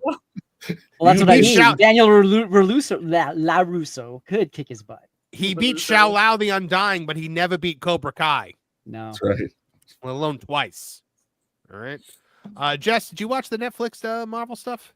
I actually was gonna say Daredevil season 1, I believe, was the last thing that I ever watched like deliberately, that I actually took time to sit down and watch. I was in the UK at the time. I had a shore billet, so I was like, hey, I got time. And I'd heard good things about Daredevil. I watched season 1, and exactly what you guys said. I was just like, this is one of the most phenomenal things that I've ever seen Marvel produce. And then I got too busy, to see any of the other seasons after that, and then I just got too scared to look into it. I don't want to ruin the nice memories I have of season 1 Daredevil with whatever the hell they've been doing since. And yeah, so I'm just kind of watch Agatha. You'll love it. It's in the spiritual successor of Daredevil season 1. That silver-tongued serpent trying to destroy my happy memories. But yeah, it was great watching it because while watching Daredevil, I didn't get any of like the hints of, oh, the director hates his wife, or oh, this actor's going through a divorce. Like, it was just pure actual storytelling. And while we were talking about Snyder earlier, I was just laughing because the only thing I can think of when I hear Zack Snyder is the fact that he cast a woman that looked a lot like his wife as Lois, and then had a whole scene where Superman has to torture her with laser vision. I'm like, oh, he's going through some issues right now. I never even put that together. See, that's how I watch film and television, which is why I stopped watching film and television, because I can't not see all the drama happening in the background. It's very difficult. Well, She-Hulk is actually also the spiritual successor to Daredevil season 1. Oh God, stop it, Angry. Daredevil is in it. Yeah, that's true. I forgot. Oh, jeez. You're not lying. I hate it when my jokes backfire. Lauren, did you actually have to step away, or did you leave because Nolan came back and people are making the joke in the chat that when Nolan comes in, you leave? Read the chat and you'll find out. Yeah, okay, you're just committing to the bid. Lauren, I was literally about to ask you about your thoughts on Netflix, Marvel, and Daredevil, and would you like to see Daredevil in an Avengers film? Well, I'm kind of the wrong person to ask, because I have tried to start the Netflix Daredevil several times and life kept intervening and I never actually got to finish it. So I don't know. I love the character of Daredevil, but I don't know how I would feel about it in comparison to the original, because I never finished the original. So I don't feel like I'm qualified to talk about it. I would love to see a good Daredevil, though. I'm not confident that Disney can pull that off, but I would like to see it. So I will say they cut a good trailer. They already tried. They already did it in She-Hulk. I mean, there you go. The proof is in the pudding, man. Mm-hmm. Keep it going. going. Walk of shame. And then that fight in Echo where he had to carry her. Oh God. Which she pauses to let him get into position before kicking. Yeah, with her fake leg. Well, Lauren, something that you are, qualified to talk about is Star Wars, and we got a couple of Star Wars stories here. We're going to do them rapid fire. Star Wars actor Jake Lloyd has broken his silence on his mental health struggle, while his mother described Star Wars fans as therapeutic, despite media narratives. Now, for those of you wondering what I'm talking about here, Jake Lloyd, the actor who played young Anakin Skywalker for years, the media narrative has been the toxic Star Wars fans drove this poor little boy insane, drove him out of acting, turned him into a recluse, turned him into like a criminal, we did everything to him, apparently. Well, turns out not so much. The poor guy's got schizophrenia that runs in his family, and his mother has been very vocal about the fact that Star Wars fans are actually very kind to Jake Lloyd, and he likes Star Wars, and he likes Star Wars fans, and he is not, so Jake Lloyd, best known for his role as young. Go ahead. Bitter. Yeah. He's not as bitter as the guy literally has problems. Like, we all left, Amanda Bynes alone when we realized she was schizophrenic. Well, Can I just jump in really quickly here? Because Go ahead, I actually had a chance to meet Jake Lloyd, and I spoke with him at a con before he stopped doing them. And I can confirm that that's exactly what he told me. He said basically that the cons were extremely therapeutic for him, that he always felt the love from the fans. Like, the fans treated him, he was saying that the fans treated him like royalty. He had nothing but praise for them. So that this story is only coming out now thanks to this interview. I know I'm glad it's getting out there, because this whole narrative, oh well, the toxic fans started it off with Jake Lloyd and whatnot. From his own words, and I know this is hearsay, right? Because I'm just saying what I heard, like what he told me directly, but it's true. And I mean, he's the nicest guy. He was such an awesome person to talk with. It was a real honor. So yeah, it's Jake Lloyd, he's gone through some really, really rough stuff in his life, and I'm so happy that he's doing better.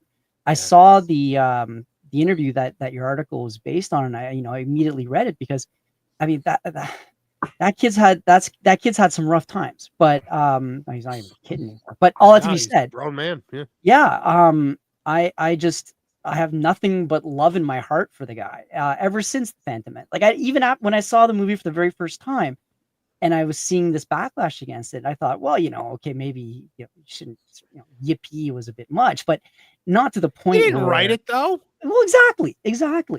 And nobody, there was not a child actor on the planet at that time who could have made "Are you an angel?" work. That dialogue was terrible.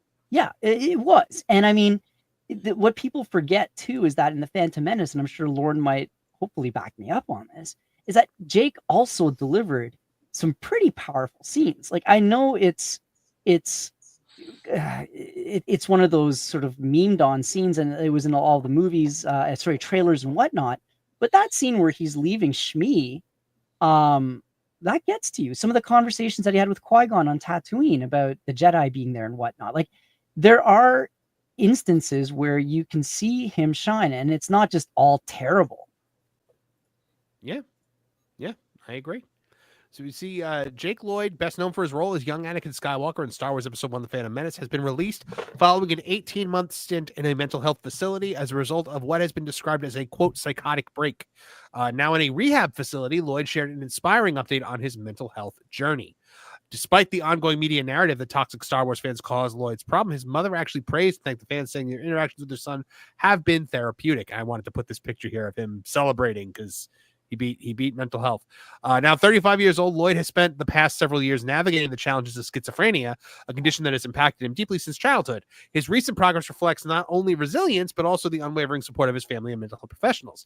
Lloyd was diagnosed with schizophrenia following a psychotic break in 2015, an event that marked the beginning of a long road to recovery. He initially struggled to engage with treatment due to how do you pronounce anosognosia, a condition I wrote it, I didn't know how to say it. A condition common among those with schizophrenia that impairs their ability to recognize the illness. So it's, basically, I don't have a problem. This made it difficult for him to accept or adhere to a treatment plan. His mother, Lisa Lloyd, has been a constant source of support throughout this ordeal. In a recent interview, she spoke about the profound relief she feels as Jake finally begins to accept and engage with his treatment. Jake's actually so much better, Lisa shared. It's a big relief to see him making progress and being able to work with his doctors. Anosognosia, however you say it, was one of the biggest hurdles we faced, but now he's taking his meds, attending therapy, and showing the commitment to getting better.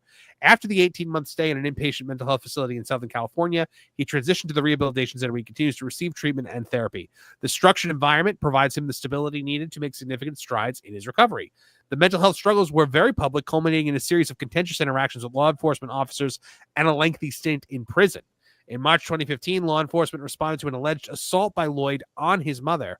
She reported that Lloyd had arrived at her residence, verbally berated her, and then physically assaulted her. Despite the incident, Riley chose not to press charges, citing her son's schizophrenia diagnosis and his noncompliance with the prescribed medication at the time. A few months later, on June 17, 2015, Lloyd was arrested in Colton County, South Carolina, under the name Jake Broadbent. The arrest followed a high-speed police chase that began when he failed to stop for a red light during a trip from Florida to Canada. Lloyd was charged with reckless driving, driving without a license, and resisting arrest. At a hearing on June 22nd of that same year, his bail was set at $10,700. During this period, his mother expressed concerns about his mental health, noting that he was not receiving his psychiatric medication while in custody. She also faced challenges in transferring him to a psychiatric hospital due to a lack of available beds. In April 2016, after approximately 10 months in jail, Lloyd was transferred to that facility. His mental health struggles were further compounded by the tragic loss of his sister Madison, who passed away in her sleep from natural causes in 2018. The event then had a profound effect on him, and in May 2023, he experienced a severe psychotic episode. While driving his mother, he turned off the car in the middle of a busy freeway, leading to a dangerous situation. When police arrived and attempted to communicate with him, his responses were incoherent, described as word salad.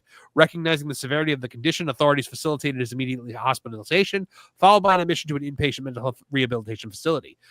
Jake himself is optimistic about his progress and candidly reflected on his journey. When asked how he was feeling, he responded by saying, "Pretty good considering these 20 years of time that have come to an end. I can now accept taking on continued treatment, therapy, and my meds." Everyone's been very supportive. And that support extends beyond his family and doctors. Despite the ongoing media narratives that have persisted for over a decade, the Star Wars community has rallied around Lloyd, with fans sending messages of encouragement and expressing their admiration for his courage. The Hollywood Access media routinely perpetuated a long-standing rumor that Lloyd's early retirement from acting came from supposed bullying from Star Wars fans. However, his mother has been vocal over the last year, saying that the retirement was not caused by Star Wars fans, but rather by a genetic predisposition to mental health issues. She also said, "People think Jake hates Star Wars. He loves it." And Jake himself expressed excitement about catching up on recent installments of the series, saying, "I'm holding out for May the 4th. He said that him and his mother were going to sit down and watch all the modern Star Wars stuff together. Oh, no. Hopefully somebody wants him to steer clear of the acolyte. No. Oh, man. That's the last thing that you should be doing, Jake. You're going right back to the hospital. No, wait. Maybe it would be therapeutic because he could sort of, see how good Phantom Menace is in comparison. Yeah, maybe he'd be like, I was in the good Star Wars. Yeah. That's actually a good point, Angry. I dodged that bullet. Lauren, what do you remember about the reaction to Phantom Menace? So I think my take's going to be a little more controversial, maybe a little more nuanced.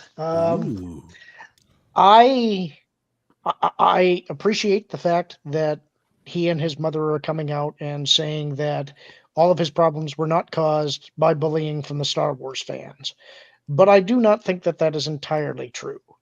I'm not saying that had anything to do with his schizophrenia or anything like that.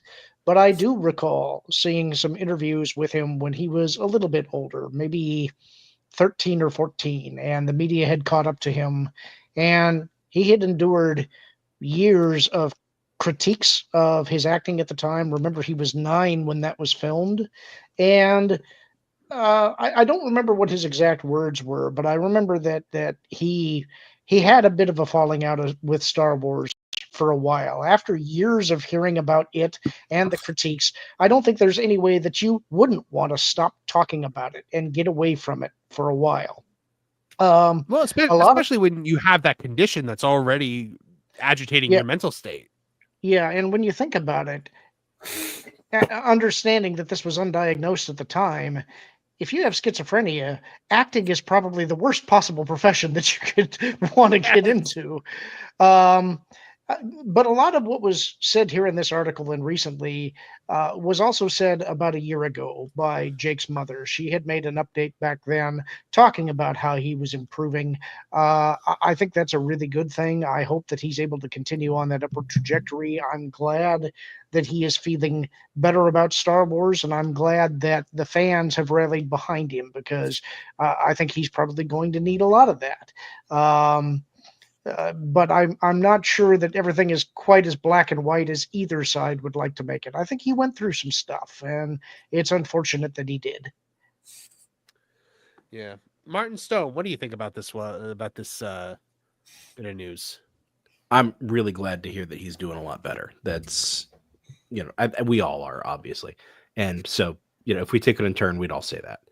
Yeah. I think child actors should be seen and not heard, because they give much better reactions than they give line readings. And I think a lot of times it's the script.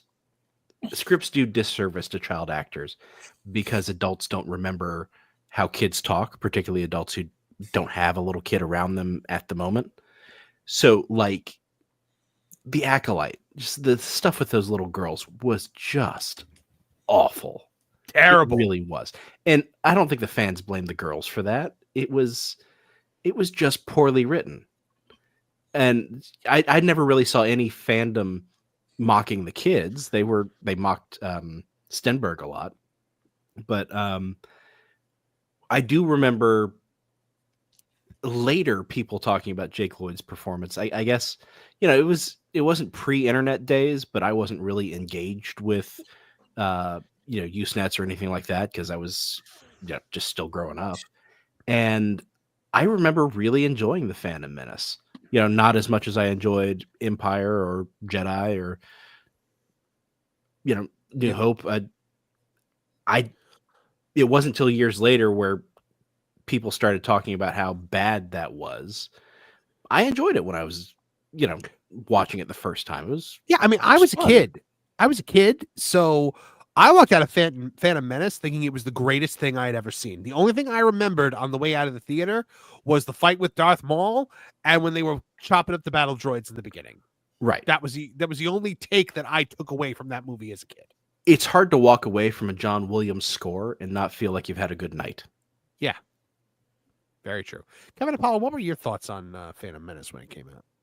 I've told everybody, I think we got to over 100 times, but I saw the movie over 100 times in the theaters.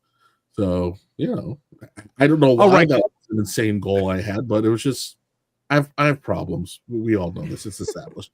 I was thinking about you doing that today, just FYI at work, because I was thinking in my head, I'm like, man, I would love to see Sonic 3 for a third time. I'm like, well, Kevin saw Phantom Menace like 17 times in the theater. Yeah. What were you at the end of it? Were you just like, I can't do it no more? Like, I can still do it. I can fall asleep. Like, we'll get through the whole opening. We'll get to the boo, fall asleep. I wait for the pod race, fall asleep, waiting for the Darth Maul fight. And the music cue hits, and I immediately wake up full energy. So. Kevin, because everybody's every episode of Tooney Town TV is someone's first episode of Tooney Town TV. Briefly go through what you're talking about here. Okay, so when Phantom Menace came out, I just don't know why, but a friend of mine who I occasionally refer to as the principal, because he's currently a principal, we just loved Star Wars, so we decided that we were going to go see Phantom Menace 100 times. And you know what? We did. We punched through it. And as we were watching, some fun things happened. Like, I think we were a little close to one of the final viewings. There was a guy who was sitting behind us who watched the entire movie doing this, just punching his legs the entire time. And then when Qui-Gon dies, he sat up and screamed, "No!" And I was like, I'm feeling your pain. I've watched Liam Neeson die 99 times. I feel your pain. Kevin, can I just say that you've inspired me now, and I think Lauren, you and I, we need to commit to watching Rise of Skywalker 100 times. Oh, no, don't, no. And that's why this week we're going to be auditioning for a new character on the genre, guys. Well, Trish seems to be effectively taking over everything. Yeah. Genre guy's a girl in a pizza place. Hey, that's a registered trademark of the Lost, guys. That we're gonna do copyright infringement if that happens. Get it there. Girl on a pizza place. Yes, That's Sonic the whole or thing now, something. Nolan. You know, one of my favorite memories from back in that era, not 99, but 2002, when Attack of the Clones was coming out, was I remember going to a theater and having these two guys sitting in the seats behind me. And they were kind of theorizing about what was going on. You could tell they weren't diehard Star Wars fans, but they were clearly enjoying themselves. And one of them leaned over to the other and he says, you know, I don't know what it is, but I think there's something shifty about that Palpatine guy. You know, so I had a friend one time who had never seen Star Wars before, and they were like, yeah, you know what? I want to see Star Wars. So I was like, okay, I'm going to do an experiment with you. I'm going to start you on episode 1, and we're going to go 1 through 6, because my whole goal was to see if they figured out that Palpatine was Sidious by episode 3.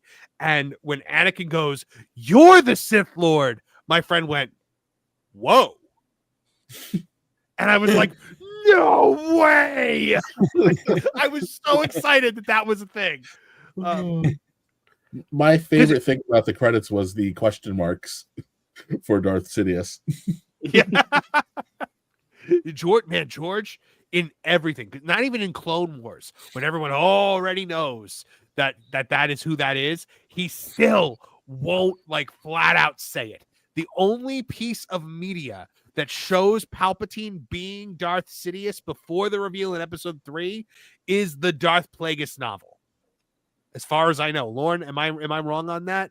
Because I can't think of any other piece of media. I don't think you are. I can't think of any off the top of my head anyway. Man. Yeah. All 9 of the movies have riff tracks. So if you do have to watch Last Jedi or Rise of Skywalker, it's not a bad way to have to do it. Or Cool as Ice. Jess, what were your thoughts on the Star Wars prequels?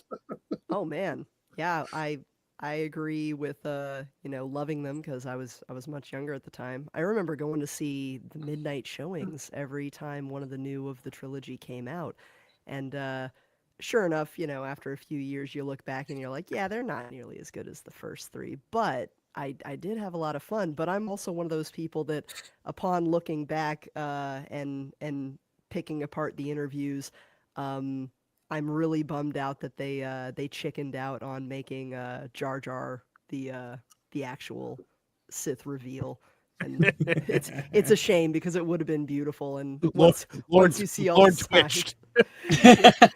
Like, no, I was saying the other day, I actually kind of like the idea as a fun fan theory. I do think that George intended for Jar Jar to have a larger and more specific role. Jar Jar was obviously playing the character of the fool who is blessed by luck. It's the lucky fool that you see as the archetype. And I think he had something to say with that character. I think he bungled it. I think that's why the fans hated it. We were discussing this on Pro Stream the other day. I do think it's funny that the way that George sort of backed out of it was blaming the Clone Wars on Jar Jar. That's kind of funny, and it's kind of clever. But I would like to see, what did he really intend for that character? Because I don't think it was a Sith Lord. I think there was a role that could have been played. He just butchered the execution of the character, and I don't blame Ahmed Best for that. That's a George problem. In reaction to the backlash. Yeah. Well, Jess, what I think I say cut is you off, yeah. You can actually see this in the Phantom Menace. You can go back and specifically watch Jar Jar and the final renders of the things he was doing, and he was using force powers. He was actually making characters say things, and if you focus on him rather than the character, you can see him doing that. And I can't find the video anymore because I'm pretty sure it got copyright taken down ages ago, but someone had put all this together.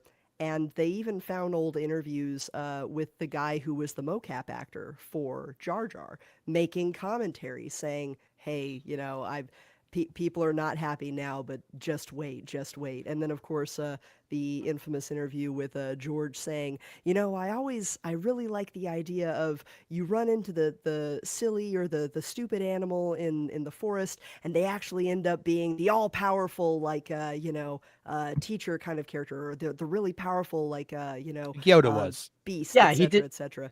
And it, unfortunately, because of the fan backlash, and I know that George, I feel like he backed out. I feel like he's just like, oh, there's no way, I cannot do this. And then they put Dooku in last minute, and basically when you look at the developmental, script writing and how things were coming along before, the second of the new trilogy was released, it's like, wait a minute, when did Dooku come in? When did they make that character? How quick was that?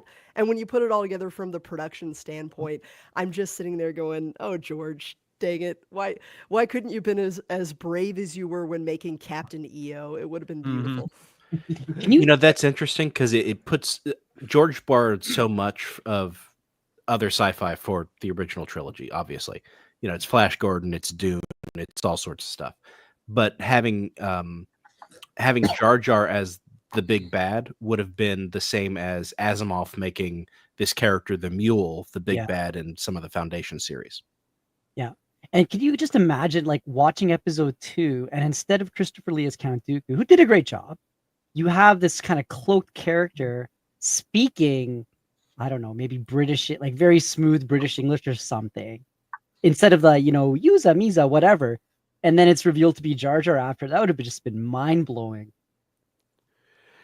Like Lauren said, I think he bungled it in the first one. He went way too far with Jar Jar being like, if Jar Jar had just been the level of fool that maybe like 3PO was in the original trilogy, I think that would have been fine. But like, they made Jar Jar just, poo poo pee pee jokes, and it was too much.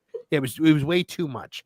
And I think that comes down to George as a writer, because I think George has great ideas. I don't think George is an excellent writer. 100% agree. He works great with a second person, but when he's alone, well. Yeah. Nolan, I want to know your take on the prequel trilogy, because you come from a younger stock than the rest of us. Yes, this might be a very dangerous maybe thing. Maybe the rest of us. I have no idea how old Hangry is. Sounds like he's 15. So. Yeah, well, So, as someone who was a whole 2 years old when the Phantom Menace came out, I was. Mamma mia. I knew Trish was going to react to that. I knew that it was going to be you, and I knew it. So, I definitely grew up in a Star Wars prequel era. That was the Star Wars. My dad introduced it to me when I was pretty young. We got the VHS tapes of the movies and stuff like that. And Revenge of the Sith wasn't out yet. And I was so dang young. When we went to see Revenge of the Sith in the theater, he had to whisper into my ear to read the title crawl to me because I couldn't read. And yes, I did cry like a baby when Anakin was burned up in the fire. So those films have a very close connection to me. But, like with anything, you get older and some things just, don't age as well, and you can't go back to them in the same way you truly can. That's why I've been so hard on them making like a modern day like Power Rangers, for example, because one thing it's kind of hard to go back with some of those is the writing isn't quite there as you want it to be. Whereas Star Wars, I feel like it really is. And I will say, tried and truthfully, that while I think, for example, that A New Hope is a better movie than The Phantom Menace, I like The Phantom Menace more than I do A New Hope. I honestly love the prequels to the moon and back. And that's why you're wrong. Oh yeah, no. I'm sure Lauren's already getting that torch up. And when he remembers what that show was, I did a hot take about the other day. He's gonna yell at me about that too. We'll explain that one day. But I look at the Star Wars prequels, and so I've seen a lot, different kinds of movies, so many answers. I've seen all the red letter media videos about why they're the worst thing ever made by a human. I've seen the people that will do like several hour long videos of why they're masterpieces. I can just say from my experience and my feeling as a moviegoer and a lover of film that I think they are fun, creative movies with a lot of lore. They got a lot of heart. They got a lot of cool ideas. The effects in Attack of the Clones are pretty bad. You know me, I'm always ranting about practical effects like every episode. And I have never yet to see a movie top the effects of the original Star Wars trilogy. But I will say, I do feel like they've earned a place amongst those films they did something very different. I feel like they're very apples to oranges, because whereas the original films exceeded in a smaller story, a more personal story, a father and son connection, practical effects about rebels trying to be an empire. The point of the prequels is it's a huge world. There's things on the line. Anakin becoming Vader. All of it's about it's not just he's mad because he lost his mommy. It's I'm mad at the world and I'm going to literally change the world in my image. Part of the magic of movies is anyone can watch those films and see a different perspective.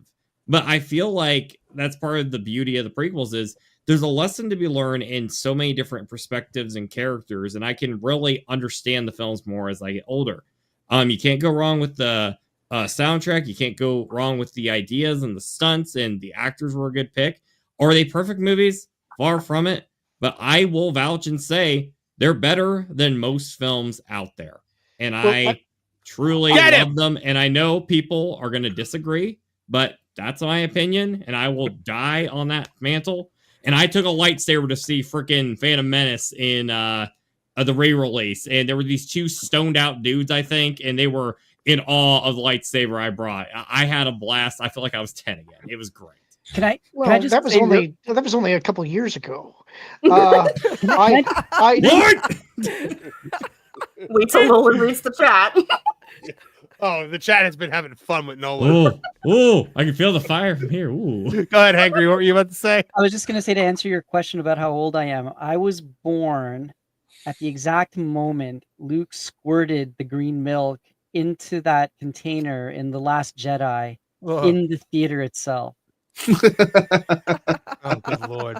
I will say I am very happy that the prequels got a critical reevaluation. Now, I am somebody that has some fairly big problems with the prequels, but it's mostly because George directly contradicted himself in several ways. I think there is a better version of the prequels that would actually be very similar to the plot of the original Knights of the Old Republic that would have worked far better than what they did in the prequels. But I'm also the guy that probably has the worst take of all, in that I think The Phantom Menace is a hugely flawed movie. It's got real problems. George was rusty, and it's kind of a rough watch. But I'm also the guy who thinks Attack of the Clones is the best prequel, and I don't think anybody else has that take. So I've never heard anyone make that take. Yeah, roast me too if you're going to roast Short Pants over there. Short pants. We're talking about things like people not knowing Palpatine was the Emperor and things like that. I remember going through when Clone Wars was on. I remember hearing an interview with somebody where they were like, we had to tonally shift the show because Anakin was the hero of the Clone Wars when we started the show. And then we realized that all the kids that are watching this show don't know that he becomes Darth Vader.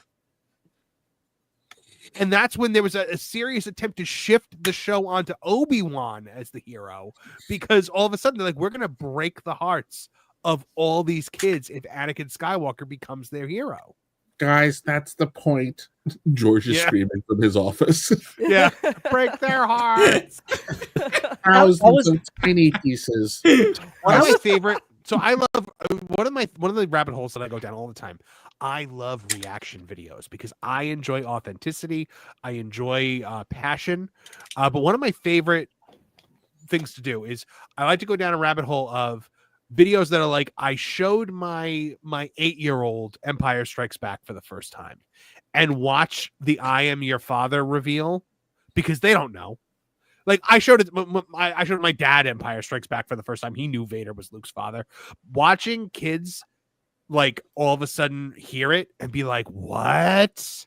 Like, and they all this. What's hysterical to me is they all had the exact same reaction that James Earl Jones had, because they all go, "He's lying, right?" And James Earl Jones says when he read the script and he saw that line in there, his first question was he looked up and he said, "He's lying, right? There's no way that could be true." I still think it's the greatest swerve in movie history. I don't think anyone did it. Do you think anyone saw it coming back then? No. I don't think so. Because it wasn't cliche at the time, because it became cliche because of that. So I wish there was such a thing as like theater reaction videos from, everyone's like, oh, if I had a time machine, go back and erase Cynthia Erivo or whatever. I would go back to opening night of The Empire Strikes Back just to sit in the movie theater and just listen to the reaction at that moment, because I'm fascinated by it. You wouldn't go back in time to when George was about to sign the contract with Bob Iger and throw yourself bodily over the table? Maybe. Well, so we should do a Christmas Carol of that. Somebody taking George Lucas with 3 different ghosts. But can I just say really quickly though, that was always one of my concerns with the Clone Wars, like when it was first announced, and even like I watched the first season of it and I kind of trailed off after. But I was always wondering, okay, so you've got episode 2, Attack of the Clones. Anakin's the hero. Fair enough. We as the adults know where that's going. It's going to be, well, I know the chat doesn't think I'm an adult, but we know where that's going.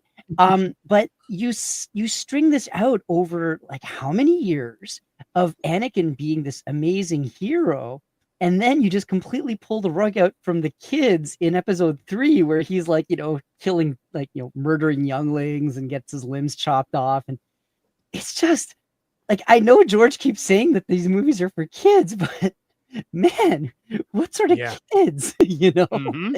But from his perspective, the Jedi are evil. Right. The novelization of episode 3. Oh man. Is done with such incredible nuance with Anakin's fall to the dark side. If that movie had been made, it would be the greatest movie that was ever made. I will forever carry water for Matthew Stover. That anything that guy writes, I will read. Same. And he like lives in a cabin in the woods somewhere, like remote, like super remote, like mountain man. But the fact that like Anakin didn't want to become a master in the book because he just wanted to be a master. He wanted to be a master because masters could access the restricted section of the archives where he can look into how to save Padme, where he could find the information on Darth Plagueis. And when they tell him no, then all of a sudden that's a slap to his face. And it's Mace Windu being like, you can't save your wife. And then you have this other guy who's like, you can save your wife. It makes more perfect sense why he sided with him against Mace. Yeah. There's nothing better than the end of that book with this is how it feels to be Anakin Skywalker forever. Oh man.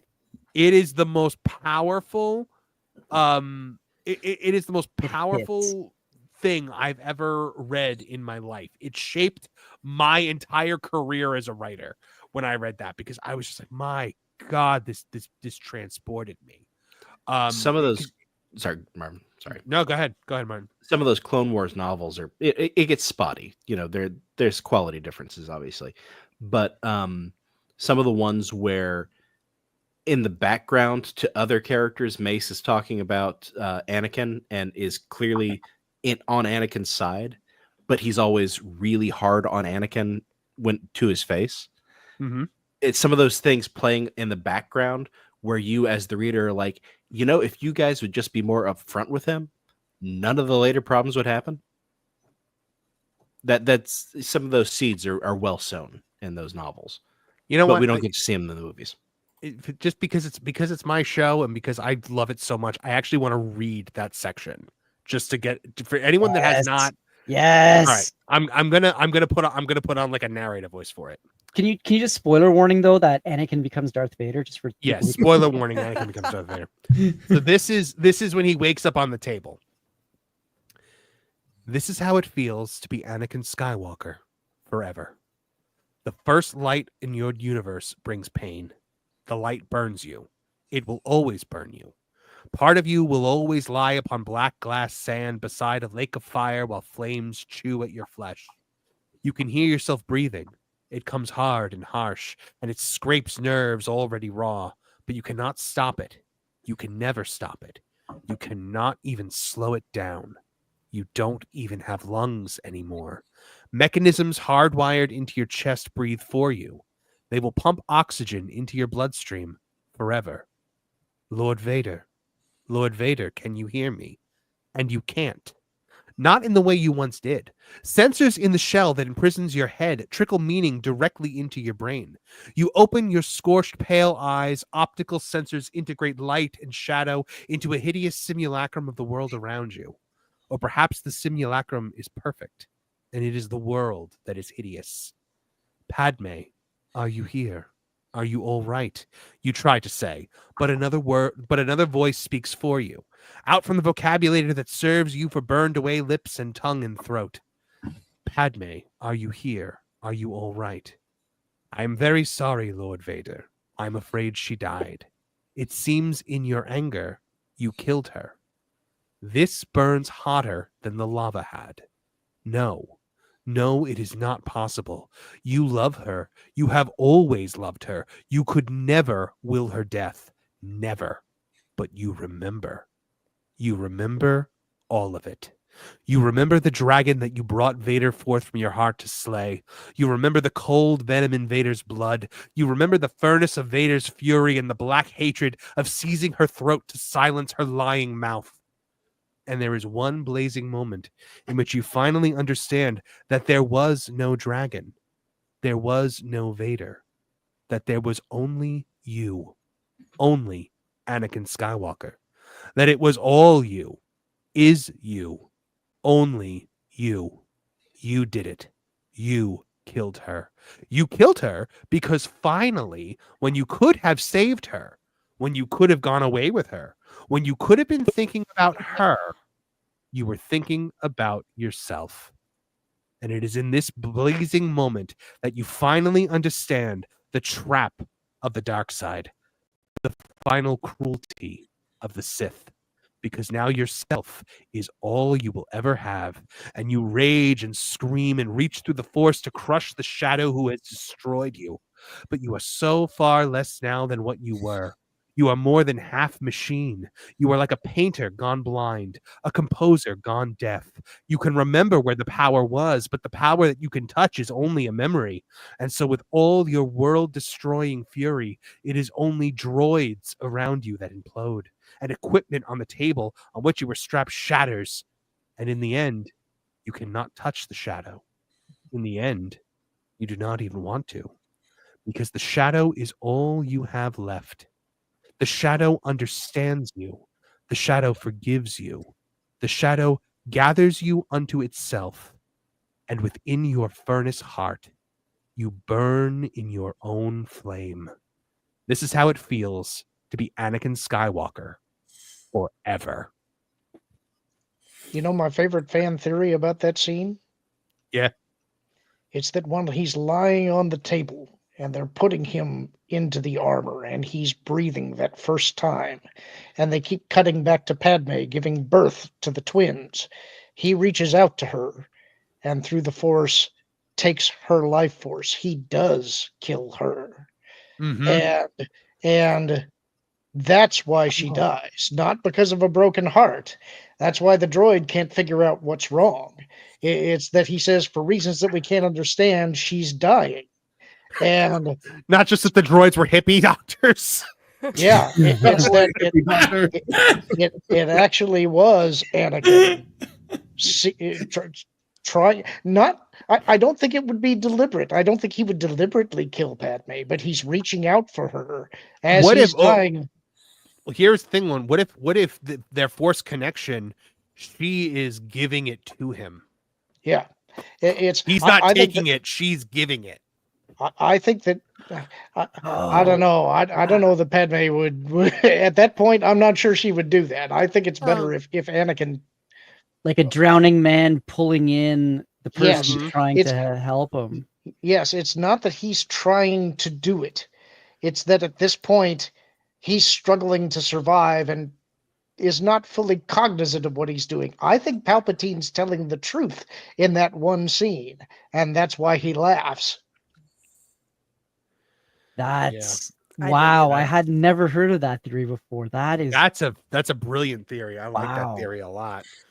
And this is why I think Revenge of the Sith is a masterpiece. Because Marvin, that narration you just did, A grade. Word I can't say on YouTube, grade. It's Matthew Stover is a brilliant. The whole book is that level good. Yeah. From beginning to end, the whole book is that good. Like to the point where you're like, I can't believe I'm reading this right now. Like it's that good. Now, so it's why they're. People ask me all the time, well, what's your favorite book? Because people love to ask writers what their favorite book is. And I always say, it's the novelization of Star Wars Episode 3, Revenge of the Sith. And they look at me like I'm weird. And I'm like, you have to read it. Unless it's somebody who's read it and they're like, oh, good pull. Okay, so Marvin, I've got a challenge for you. Do you think Matthew Stover writing the novelizations for the sequels would redeem them? No. Yeah, I don't think so. There's no actual story in the sequels. Yeah. It's just a series of events. Yeah. Unfortunate ones. Lemony type. Which are lemony snickets. Mm-hmm. Well, speaking of the sequels, guys. Speaking of the sequels, Disney has put Rey lightsabers on clearance at Galaxy's Edge as Star Wars fails to enter streaming charts for weeks. The hits keep coming for Disney Star Wars under the leadership of Kathleen Kennedy, and not in a good way. Two recent developments highlight a growing apathy among fans toward the once beloved franchise: the heavily discounted Rey Legacy lightsabers at Galaxy's Edge, and the continued failure of Skeleton Crew to make a mark on streaming charts. Now, a recent report from Blog Mickey revealed that the Rey Legacy lightsaber on Star Wars Galaxy's Edge has been slashed to nearly half its price. A $160 collectible available now for $99.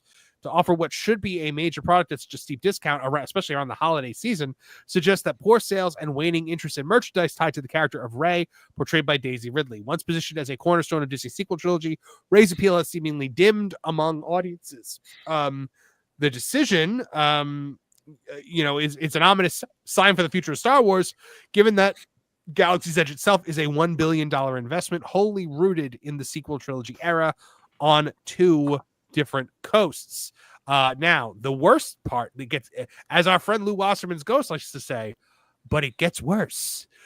Skeleton Crew is Star Wars' greatest failure. Record low ratings could mean that Star Wars is a dead brand. Now, Skeleton Crew, the latest live-action Star Wars series on Disney Plus, has achieved a dubious milestone by failing to chart on any major streaming ratings measurement platform. This puts the show at the bottom of the franchise's already struggling offerings, earning the unenviable title of the lowest-performing Star Wars project to date. Nielsen recently released its top 10 streaming charts for the week of Skeleton Crew's 2-episode premiere, and the results for Star Wars reflect those previously shown by outlets like Luminate. So here it is. You see everything here, guys, with the exception of this one Prime thing, it's all Netflix and Taylor Sheridan. That's it. And by the way, Taylor Sheridan, Taylor Sheridan wrote a show that was my own death. I would watch it at this point because that guy is not streaming wrong yet. Skeleton Crew is a non-entity, failed to chart in any way. To put Skeleton Crew's performance in perspective, consider the benchmark set by other Disney Plus series and the competition on Nielsen's streaming originals. Now, the lowest spot on Nielsen's chart belonged to the Great British Baking Show with 382 million minutes watched. Now, since Skeleton Crew failed to make the list, its total viewership was below that figure, With 2 episodes released, this means the series averaged under 191 million minutes per episode, which is a troubling statistic, obviously, for a Star Wars property. Now, to compare, The Acolyte debuted with its first 2 episodes, and it got 488 million minutes watched, an average of 244 million minutes per episode. And even Andor, which premiered with 3 episodes, managed 624, averaging 208 million per episode. Both shows outperformed Skeleton Crew significantly, despite The Acolyte facing lukewarm fan reception and Andor being touted as a slow-paced niche offering. Both of those shows are also considered major failures. So if The Acolyte and Andor are failures, what does that make Skeleton Crew? Here's the thing, guys. I'm trying to find the quote here that I make. And of course, Samba TV. One second. Samba TV did not report on anything with this, which it follows a pattern where Samba TV no longer report on any ratings for Star Wars or Marvel shows, and just so happens that Disney is an investor in Samba TV. What were you going to say, Hangry? I just want a point of clarification, because I know that when they're talking about the Rey lightsaber, they're talking about the one at the very end of Rise of Skywalker with the yellow blade, right? Because there was a period... not Anakin's lightsaber. It's there was a period where they were trying to call Luke and Anakin's saber Rey's saber. Yes, there was a point where that was. I did see it in the stores, and it said Rey, and I was like, yeah, no, I don't think so. Yeah. So, guys, here's the thing. The opposite of love is not hate. The opposite of love is apathy. And I think we are at a point where Star Wars is dead because nobody cares about it. The worst insult you can give an enemy is to ignore them, to forget about them. That's why, it was, I'm trying to think of something I could draw a comparison to in pop culture, but I'm getting nothing. But it's that old say where like everyone forgets the villain exists and they fade away. I was going to use I didn't think anybody had seen it. The Sam Neill Merlin, where they all forget about Queen Mab at the end of it and she vanishes. Oh, I've seen That's what I figured you did, Martin. But that's what I think Star Wars is now. I think that's where we're at. I think it is a dead brand. And everybody said when I said this, like, oh, it's only dead as long as Disney owns it. I said, then it's dead. Because Disney is always going to own it. They're not getting rid of it. They will let it die rather than sell it off. They'll kill it if they have to. Yes, let the past die. I see what you did there. Lauren, I wanted to go to you first on this. What do you think? Is Star Wars a dead brand? Yes, and it has been for a while. I don't think this is a new thing. I think at some point under new leadership, and if they wisely licensed the property out to third parties that cared about it, there could be a chance for a revival. But the problem is that they lost the opportunity for generational capture, and that is a death sentence for it. If you don't capture that next generation, you're not going to capture them again, because what made Star Wars special was at the time that it came out, it was special. It was new. It was like nothing anybody had ever seen. Now it's an also-ran, and if you don't get them young, I hate to say it that way, but it is the generation before that has to pass it on, and that's failed. That's broken the link in the chain. I don't think, unless they do truly create something really special, they can't reignite that spark. I agree. And here's the thing. Everyone's like with Skeleton Crew, like, oh, it's a kid show. It's a kid show. I agree. It is a kid show. Kids aren't watching it because kids don't like Star Wars. Hasbro is going bankrupt, and they have this because they have the Star Wars. They paid all this money for the Star Wars toy license, and kids don't want Star Wars toys. Yes. Was that Henry? Yes. Or Nolan? Or who? That was me. He was going first. Go ahead. Go ahead, Henry. I just said they've got the Marvel license too, which is also has been an anchor on them the last little while. Yeah, nobody wants this stuff anymore. I mean, you think Spider-Man at least would keep them afloat, but they had to sell off Power Ranger assets because, they can't. They've got Transformers, G.I. Joe, Star Wars, and Marvel, and they can't, and Power Rangers, and they can't make it work. Marvin, actually, that was actually what I was going to say here, because I was actually having a discussion about this on prior here on T3PO, because we were talking about the race story as well. And one point I was making was that if you go to, like, let's just say Walmart or something like that, Do any of you guys notice how the toy section, how all the toys are from 20 plus years ago? Like you're still seeing like Star Wars, Transformers, Power Rangers, heck, even Barbie. I know that film made like $2 billion, whatever. But almost all the IP you see is all old stuff. And there's just been such a lack, and I believe this is the case with a lot of cartoons that came out in the past decade plus. A lot of them chased, what was the hip thing to chase. I don't want to get, political or anything like that, or what they wanted their vision to be without thinking about marketability. And a lot of them, they had no toy tie-in line, so they just failed to hit with kids. I don't think everything is just a matter of kids today and their iPads, quote unquote, because someone's not being a good parent with them. I think a lot of it is they grip to video games and stuff for art because, kids are still creative. They have imagination. There's a reason Roblox and Minecraft are two of the biggest games on the planet. There's a reason why the stores the toy manufacturers are surprised that it's like, oh man, kids want more of the Sonic the Hedgehog 3 toys. There's a reason why some of the toys that actually are popular are like Five Nights at Freddy's or Mario. Kids are gripping these video games not just because they love the games. I feel it's also because it gives them a chance to actually do something new and unique to their generation that lets them be imaginative, like how we were with the Barbies or the Transformers and such back in the day. And I feel like it goes back to a lot of these CEOs and these companies, they don't know how to think like a kid. And I feel like Star Wars is just so out of touch. You look at Galaxy's Edge, you have to look at it and be like, who was this made for? Was this made for the 80s? People who grew up in the 80s or earlier? Was this made for the kids of today? It's made for people who live in a bubble and they think that their Star Wars is art. And it's okay if you like those movies. But at the same time, at the end of the day, the fact is they've completely failed at capturing kids. And that's a reason why I believe, say, the Minecraft theme park, the Legoland people are going to do, is going to leave such a bigger impact than probably Galaxy's Edge ever did, even if it's at a smaller scale, because kids actually connect with it. Yeah. Sorry, can I just say really quickly that I think Nolan is 100% right on this, and it's something that I've noticed too. You've got these revivals of all of these franchises from the 80s, and yes, there are new ones. Like, yes, you've got Bluey, you've got Paw Patrol, you've got other toys like that, but ultimately, the majority of the ones that you see on the shelves, if you even see them on the shelves at all anymore, because the toy aisle has gotten so much smaller, are geared more towards those people from the 80s and the early 90s who grew up with those, as opposed to the new like the generational capture that Lauren was talking about. And I feel like, they always, I can't remember who it is that says this. Maybe one of you guys can refresh my memory, but they always say that culture is one of the key indicators of a society.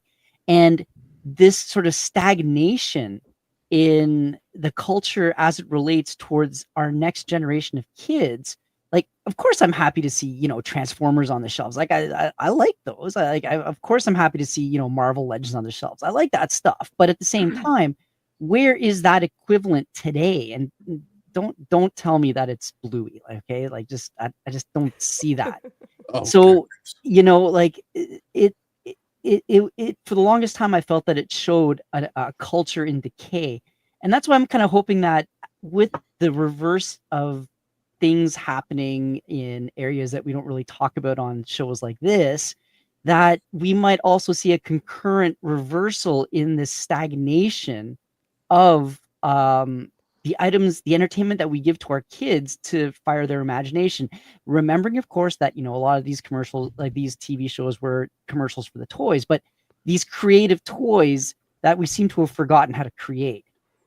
Well, I think this is, I love this because this is a loaded topic, because there's a lot to touch in here. Some of this has to do with the drunken wine mom's destruction of Saturday morning cartoons, the Hollywood's complete and total dearth of creativity, and not allowing new voices to come in, versus, when you look at the 70s, 80s, and 90s, a lot of those creators had major significant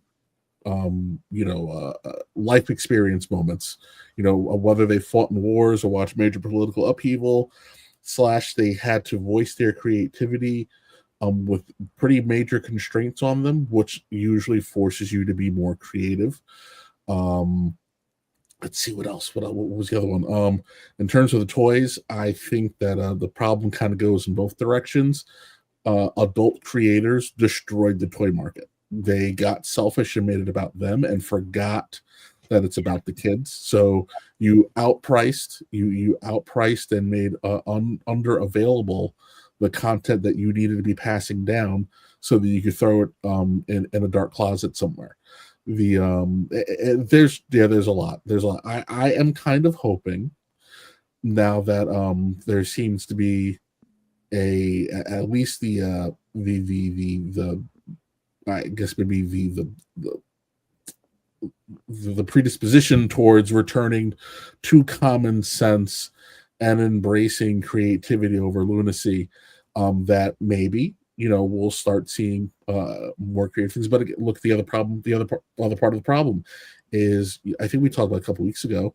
There was a study that came out of we're talking doctorate level students are telling, and they're in a program that they paid for, that they know they have to prepare for. They're telling their professors that they are incapable of reading 4 books in a month or a book a week, which is problematic because it means that kids aren't doing enough reading, and you have to be able to read in order to learn how to fine tune your imagination and communicate what's going on in your imagination. So I think there are a lot of things at play that kind of led to this spot. It wasn't an overnight thing, but again, bored wine moms with nothing better to do destroyed Saturday morning cartoons. So there was no outlet to sell the toys. There was no lore to build to sell the toys. If the toy was available, the dude with the beard and the pot belly was going to be standing at your toy store at 9 o'clock when the doors open at 10, and he's grabbing everything that he can get to his cart. And when you walk in there's nothing left for your kid. These studios or companies like Hasbro got super greedy. They knew the guy existed, so they started catering to him. Like, why on God's green earth should my kid have to pay $400 for an Optimus Prime that transforms when I was 8, my transforming Optimus Prime was made of die-cast metal, and had lights in his head, and came with like 16 different features for, and we're talking something expensive. He was still under $20. The cat's lair was the size of a king size bed, and it was under $100. That's a good point. They're like, you look at something like the Transformers. You've got multiple sublines, and that was part of Hasbro's strategy. They're like, this one line will be aimed at 2-year-olds, then this line is going to be aimed at 4-year-olds, and then this line is going to be aimed at 6-year-olds, all the way up to the collectors. But the original Transformers, there was no kids line. It was the kids line. Yep. And even in the show, I'm loving that you guys talk about Gem, because when you look at all those cartoons that came on syndication, from that Marvel Sunbow era, they're all interconnected. You have reoccurring characters that go across the shows. You have G.I. Joe characters that they don't tell it to you outright unless you were to buy the toy, but you get G.I. Joe characters that wind up retiring and going to fight on the Inhumanoids. You got the Geraldo Rivera reporter, I can't think of his name, but he's always there for Transformers, he's always there for stories of G.I. Joe, he's always there for stories of Gem. So fine, my father may not have purchased the Gem figures for me, but he got them for my sister, and if my sister wasn't doing anything with them, yes, I would have sat there and done the Gem G.I. Joe Transformers Hercules and Humanoids crossover, because I was a very bored kid. And you know what? The fact that kids today are not playing with toys like that and doing those and creating their own worlds is part of the reason why we have the death of imagination the way we've had. But we do have, guys, we are about to be a full Brady Bunch because we do have one more panelist joining in, and I can't wait to hear what he has to say about this.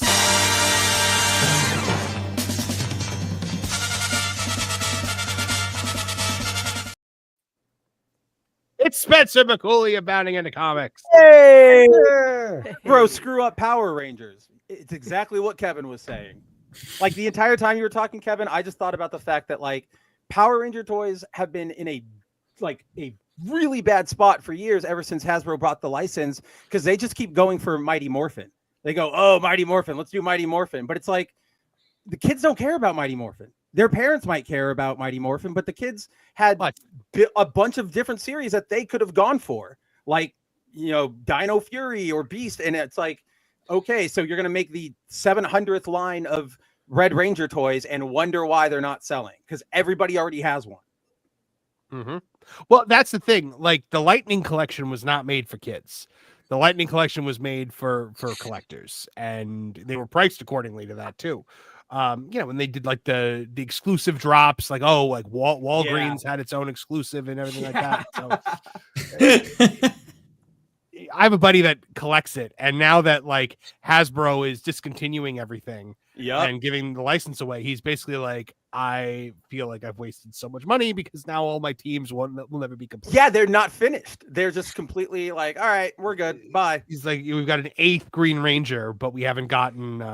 There were people on Etsy that would make like the Lord Zed throne for the Lightning Collection Lord Zed. Oh wow, boy, like yeah, it was really neat. The Game of Thrones, the toy industry. I can speak to that though a little bit because I think this is obviously on Hasbro, but where that was coming from again kind of goes back to Transformers, because quite a few years ago Hasbro decided that they were going to make Optimus Prime and Megatron iconic, continually recurring characters in all of their products moving forward. And so you've always got an Optimus Prime, you've always got a Megatron, and you've always got like a Bumblebee and a Starscream and whatever.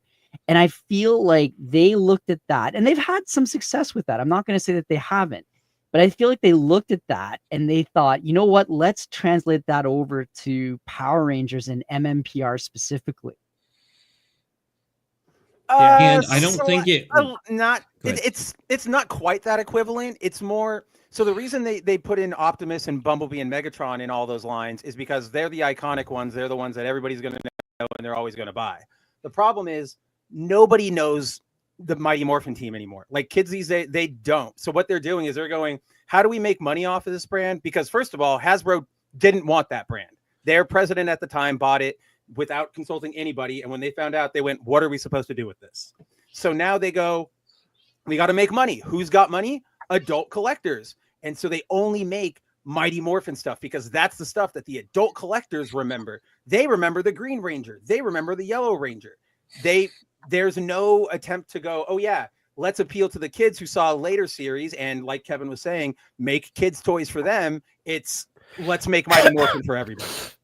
Mm-hmm. Mm-hmm. Yeah, you're not wrong. They remember when I think it was Disney re-released Mighty Morphin for that year where they didn't have a Power Rangers show. Yeah, and it was just that was when I was like, oh god, when I was like, oh, this might not have been as good as I thought it was. Well, like my niece at the time, she was super into like Power Rangers, and we sat down to like watch a couple of those. She was like 6 or 7 at the time, and she was like, "This is dumb," and I'm like, "Yeah, I get it. Like, I'm not even gonna argue with you." There's 3 sets, and there's 3 sets, and they overact everything. And these people were the biggest stars on the planet. God, no. You activate a neuron in my brain that has been dormant since like 2011. I'm like, I forgot about the re-release where it had like the super cheesy effects they added to it that made it somehow even more cheesy than it already was. Oh, that was harsh. Oh, that was rough. So you know what? One last thing that I wanted to get to tonight. Actually, you know, before that, we're gonna get to some super chats. Hold on. Before you do the super chats. Just because we mentioned Captain EO before, and I don't think we've actually ever talked about this on air. So, you know, Captain EO, which gave us that wonderful Michael Jackson project. But part of the reason that we got that wonderful Michael Jackson project is because Disney wanted to procure the rights to Doctor Who, and they were intent on getting it, and they wanted it either to be Bill Cosby or Michael Jackson. So there's a Earth out there. Two wildly different visions. So there's an Earth out there that had a Bill Cosby Doctor Who, and there's an Earth up there that has a Doctor Who Michael Jackson. Discuss amongst yourselves. I actually like the idea of a Fat Albert Captain EO. Fat Albert Doctor Who. If it's Doctor Who, it could have been Bill Cosby and then Michael Jackson. Yeah, true. Oh man, that's insane. What could have been, right? That better or worse than Michael Jackson as Spider-Man? Y'all know what I'm talking about, right? Yeah, I know what you're talking about. I know. You and QB are gifted 1 Tooney Town TV membership. Thank you very much. And then Regina Sharp, for I believe the 3rd time tonight, is requesting the Glom Gold chant. Glom Gold! Glom Gold! Glom Gold! Glom Gold! It said, sorry, it was low on thoughts. That's all right. I get that. Not a glowy for 5 says Luke Cage was only good for the first half of season 1. That is correct. Because once what's his face? The villain in the first Cottonmouth. Yeah. Once Cottonmouth is dead, the show's dead. The show is dead. Because Diamondback was nowhere near as good. No. Diamondback was like a short midget Terrence Howard in power armor, and it was really hard to take him seriously. It's really dumb. Those costume was awful. Well, and it was so bad, Kevin. They kept doing callbacks to the first episode, like like when he goes and he barges into the community center and stuff like that. Like he's talking about that as if it's like this seminal moment, and I'm like, look, I just watched that like 3 hours ago. Let's just move on. Oh my goodness. Yeah. John Williams for $4.99 says at cons everyone is positive. They're paying money to enjoy a hobby. I don't know about that. I've met a lot of people at cons who are not.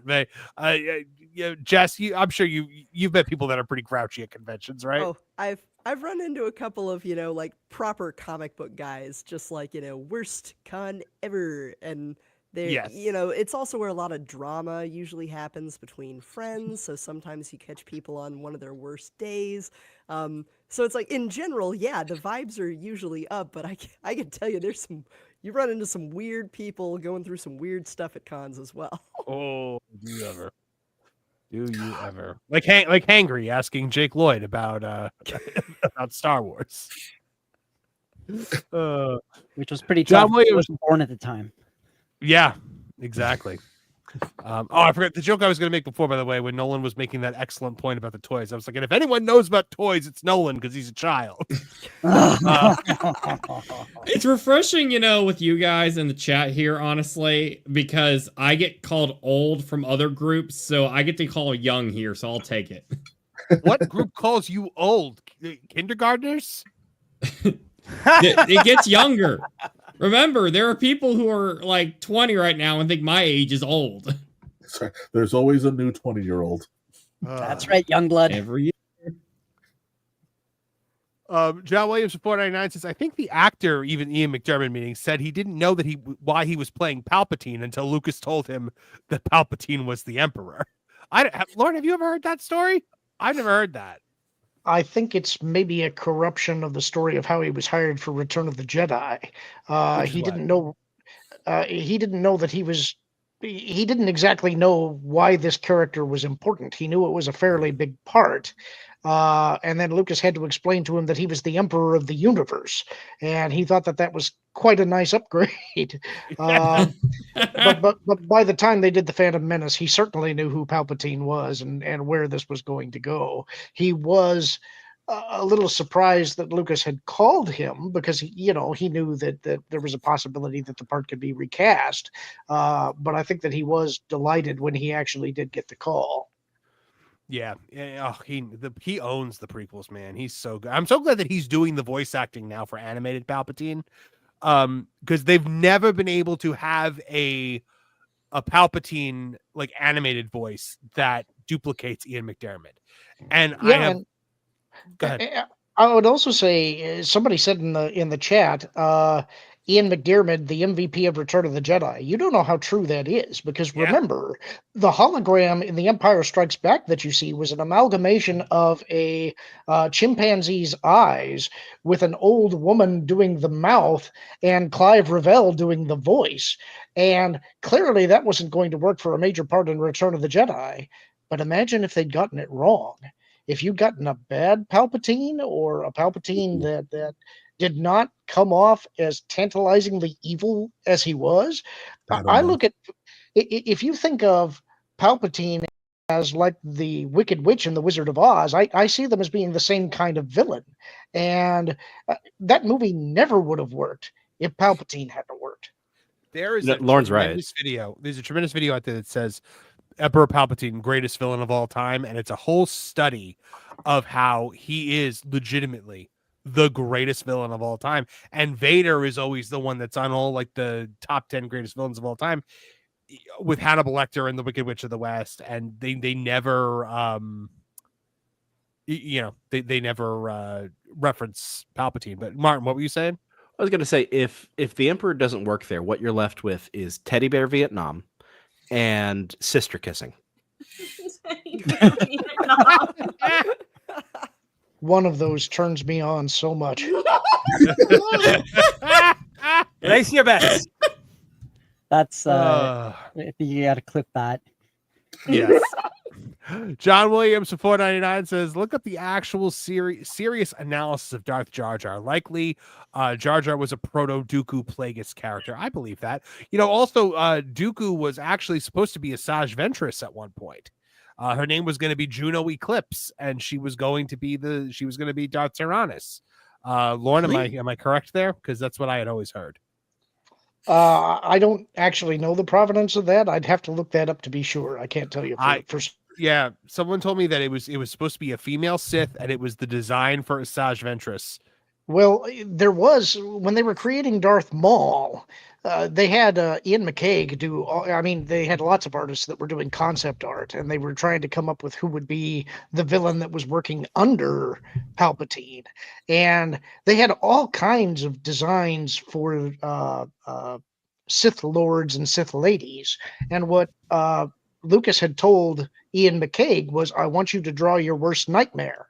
And he had drawn, I think it was 2 or 3 women that had these black eyes and this streaming red, almost like dreadlocks, I think you would say. It wasn't quite dreadlocks, but it wasn't normal hair either.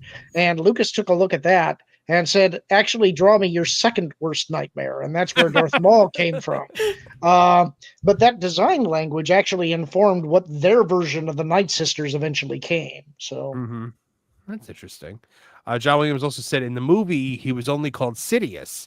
Palpatine's name was only mentioned in the novels. So he was reading the script for Phantom Menace, and he asked who this is. And Lucas said Palpatine and Sidious were the same person. So that would make sense. I totally buy Ian McDiarmid not knowing that the Emperor's name was Palpatine, because I only knew it because I read the novels and stuff. Yeah, and if you ever read the novelization of A New Hope, which was ghostwritten by Alan Dean Foster, it opens up, and while some of the details changed, they made the Emperor sound much more like he was a shut-in that was controlled by corporate interests and corrupt politicians, as opposed to being the driving force behind that. Besides that, he lays out the plot for all of the prequels in a very short couple of paragraphs. It's all right there if you read it. That part of it was planned out, and it didn't really change that much. Yeah, makes sense. You know what? I had one last story to do, but I think for the sake of my voice, I'm going to save it for next week. It was about the fact they're making a Helldivers 2. Well, I had the Helldivers 2 movie, and the Nintendo Switch 2 accidentally got revealed, but I think, it's late. My voice is starting to go. So I think I might have to end it here, guys. So thank you to everybody who tuned in tonight. Thank you to everyone who chatted and everyone who super chatted. Everyone who tuned in tonight. Yes, thank you, Spencer. Speaking of which, Spencer, tell the good folks where they can find more about you and what you're up to. boundingintocomics.com. Check us out for your news, along with thatparkplace.com, which is run by that beautiful man known as Marvin the Movie Monster. And yeah, if you want to hang out with me on my channel, you can do that on Kabuto Studios here on YouTube. And that's really all I got.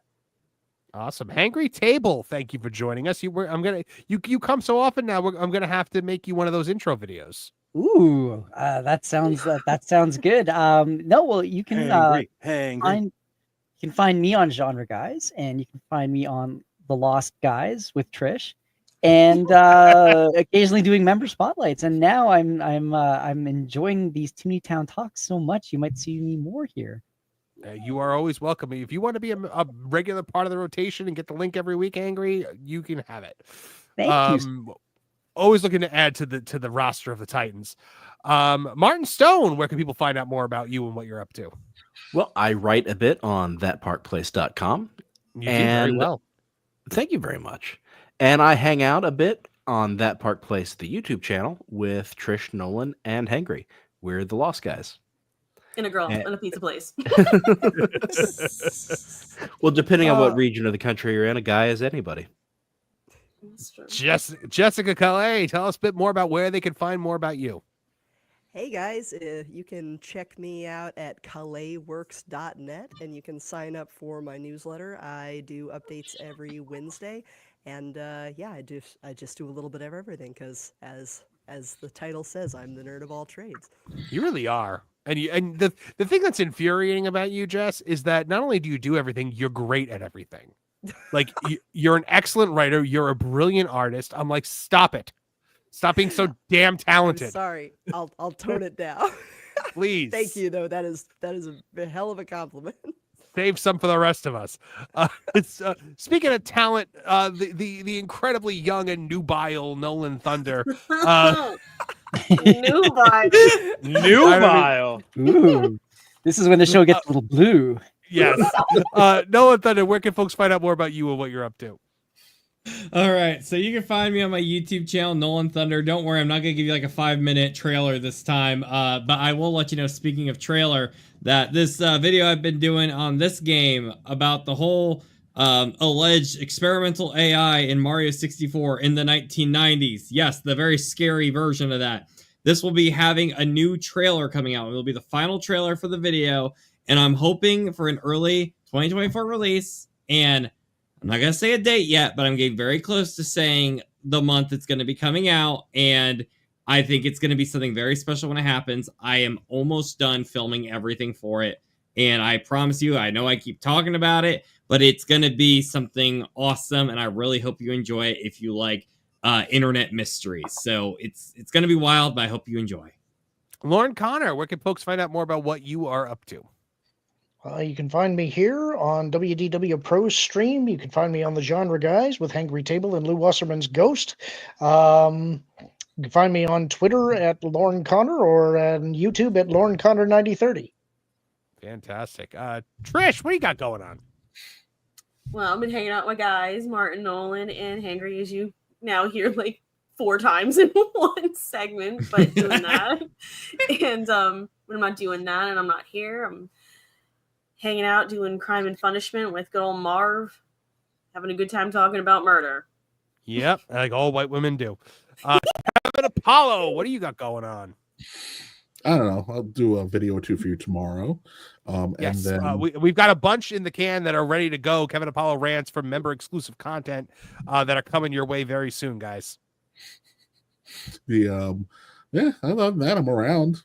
I think I'll see you guys next week on Pro Show when we wrap up Skeleton Crew, and then we'll be here on Tuesday, and then we'll be back on Thursday, and then I don't know. I'm here. Hey, does anybody know if I still have this person is a threat to the government warning on Instagram now that Zuckerberg took that away? Oh, hold on. I think I actually have it saved. Yes, here it is. Are you sure you want to follow War Dog Apollo? This account has repeatedly posted false information that was reviewed by independent fact checkers and went against our guidelines. I clicked follow, by the way. Badge of honor. Oh, I love it so much. All right, guys. And of course, make sure you keep it to Tooney Town TV and Tooney Town Wrestling. I have not uploaded a lot on Tooney Town TV this week. It has been a very, very busy week. The news, as Spencer can tell you as well, the news has been hot and heavy, fast and furious. all week, and it has been a Cynthia Erivo wants to play Storm. I'm so excited. Exactly. We talked about that earlier. And make sure you're also keeping it to Tooney Town. It's keeping it to thatparkplace.com for all the news that should be fun, and check out boundingintocomics.com as well, which is editor-in-chief by that handsome guy down there in the Kabuto rider mask. Hey Marv, you know who I really think should play Storm, because I wasn't here for that conversation. Is it Jade Cargill? No, it's Simu Liu. Duh. Oh yeah. Wow. I see it. It's uncanny, and I really need him to give us representation. He's got such range. But he's an idiot and a jackass. And you guys can also always find me on the WW Pro channel, on That Park Place, on That Game Place. And actually today I made my first appearance on the H Cast with Mr. H Reviews. And that went very well. So hopefully that happens more in the future. But thank you guys for joining us tonight. We'll be back next Thursday at 8 p.m. Eastern Standard Time. From all of us here at the Tooney Town channels, I'm Marvin the Movie Monster. Now get out of here! Now, Betty the Platypus, feel the wrath of my thank you-inator! Thank you, you piece of trash. Thank you. Thank you. Thank you! Oh, I suppose you want me to say thank you. Well, you know what? Saying thank you is like jobbing. Thank you! I got a little message. Thank you. Ooh, yeah. Oh, thank you! Oh, thank you! Thank you! Thank you! Thank you! Thank you! Thanks? For what? Hi-ho from all of us here at Tooney Town. Thank you! And viewers like you. Thank you.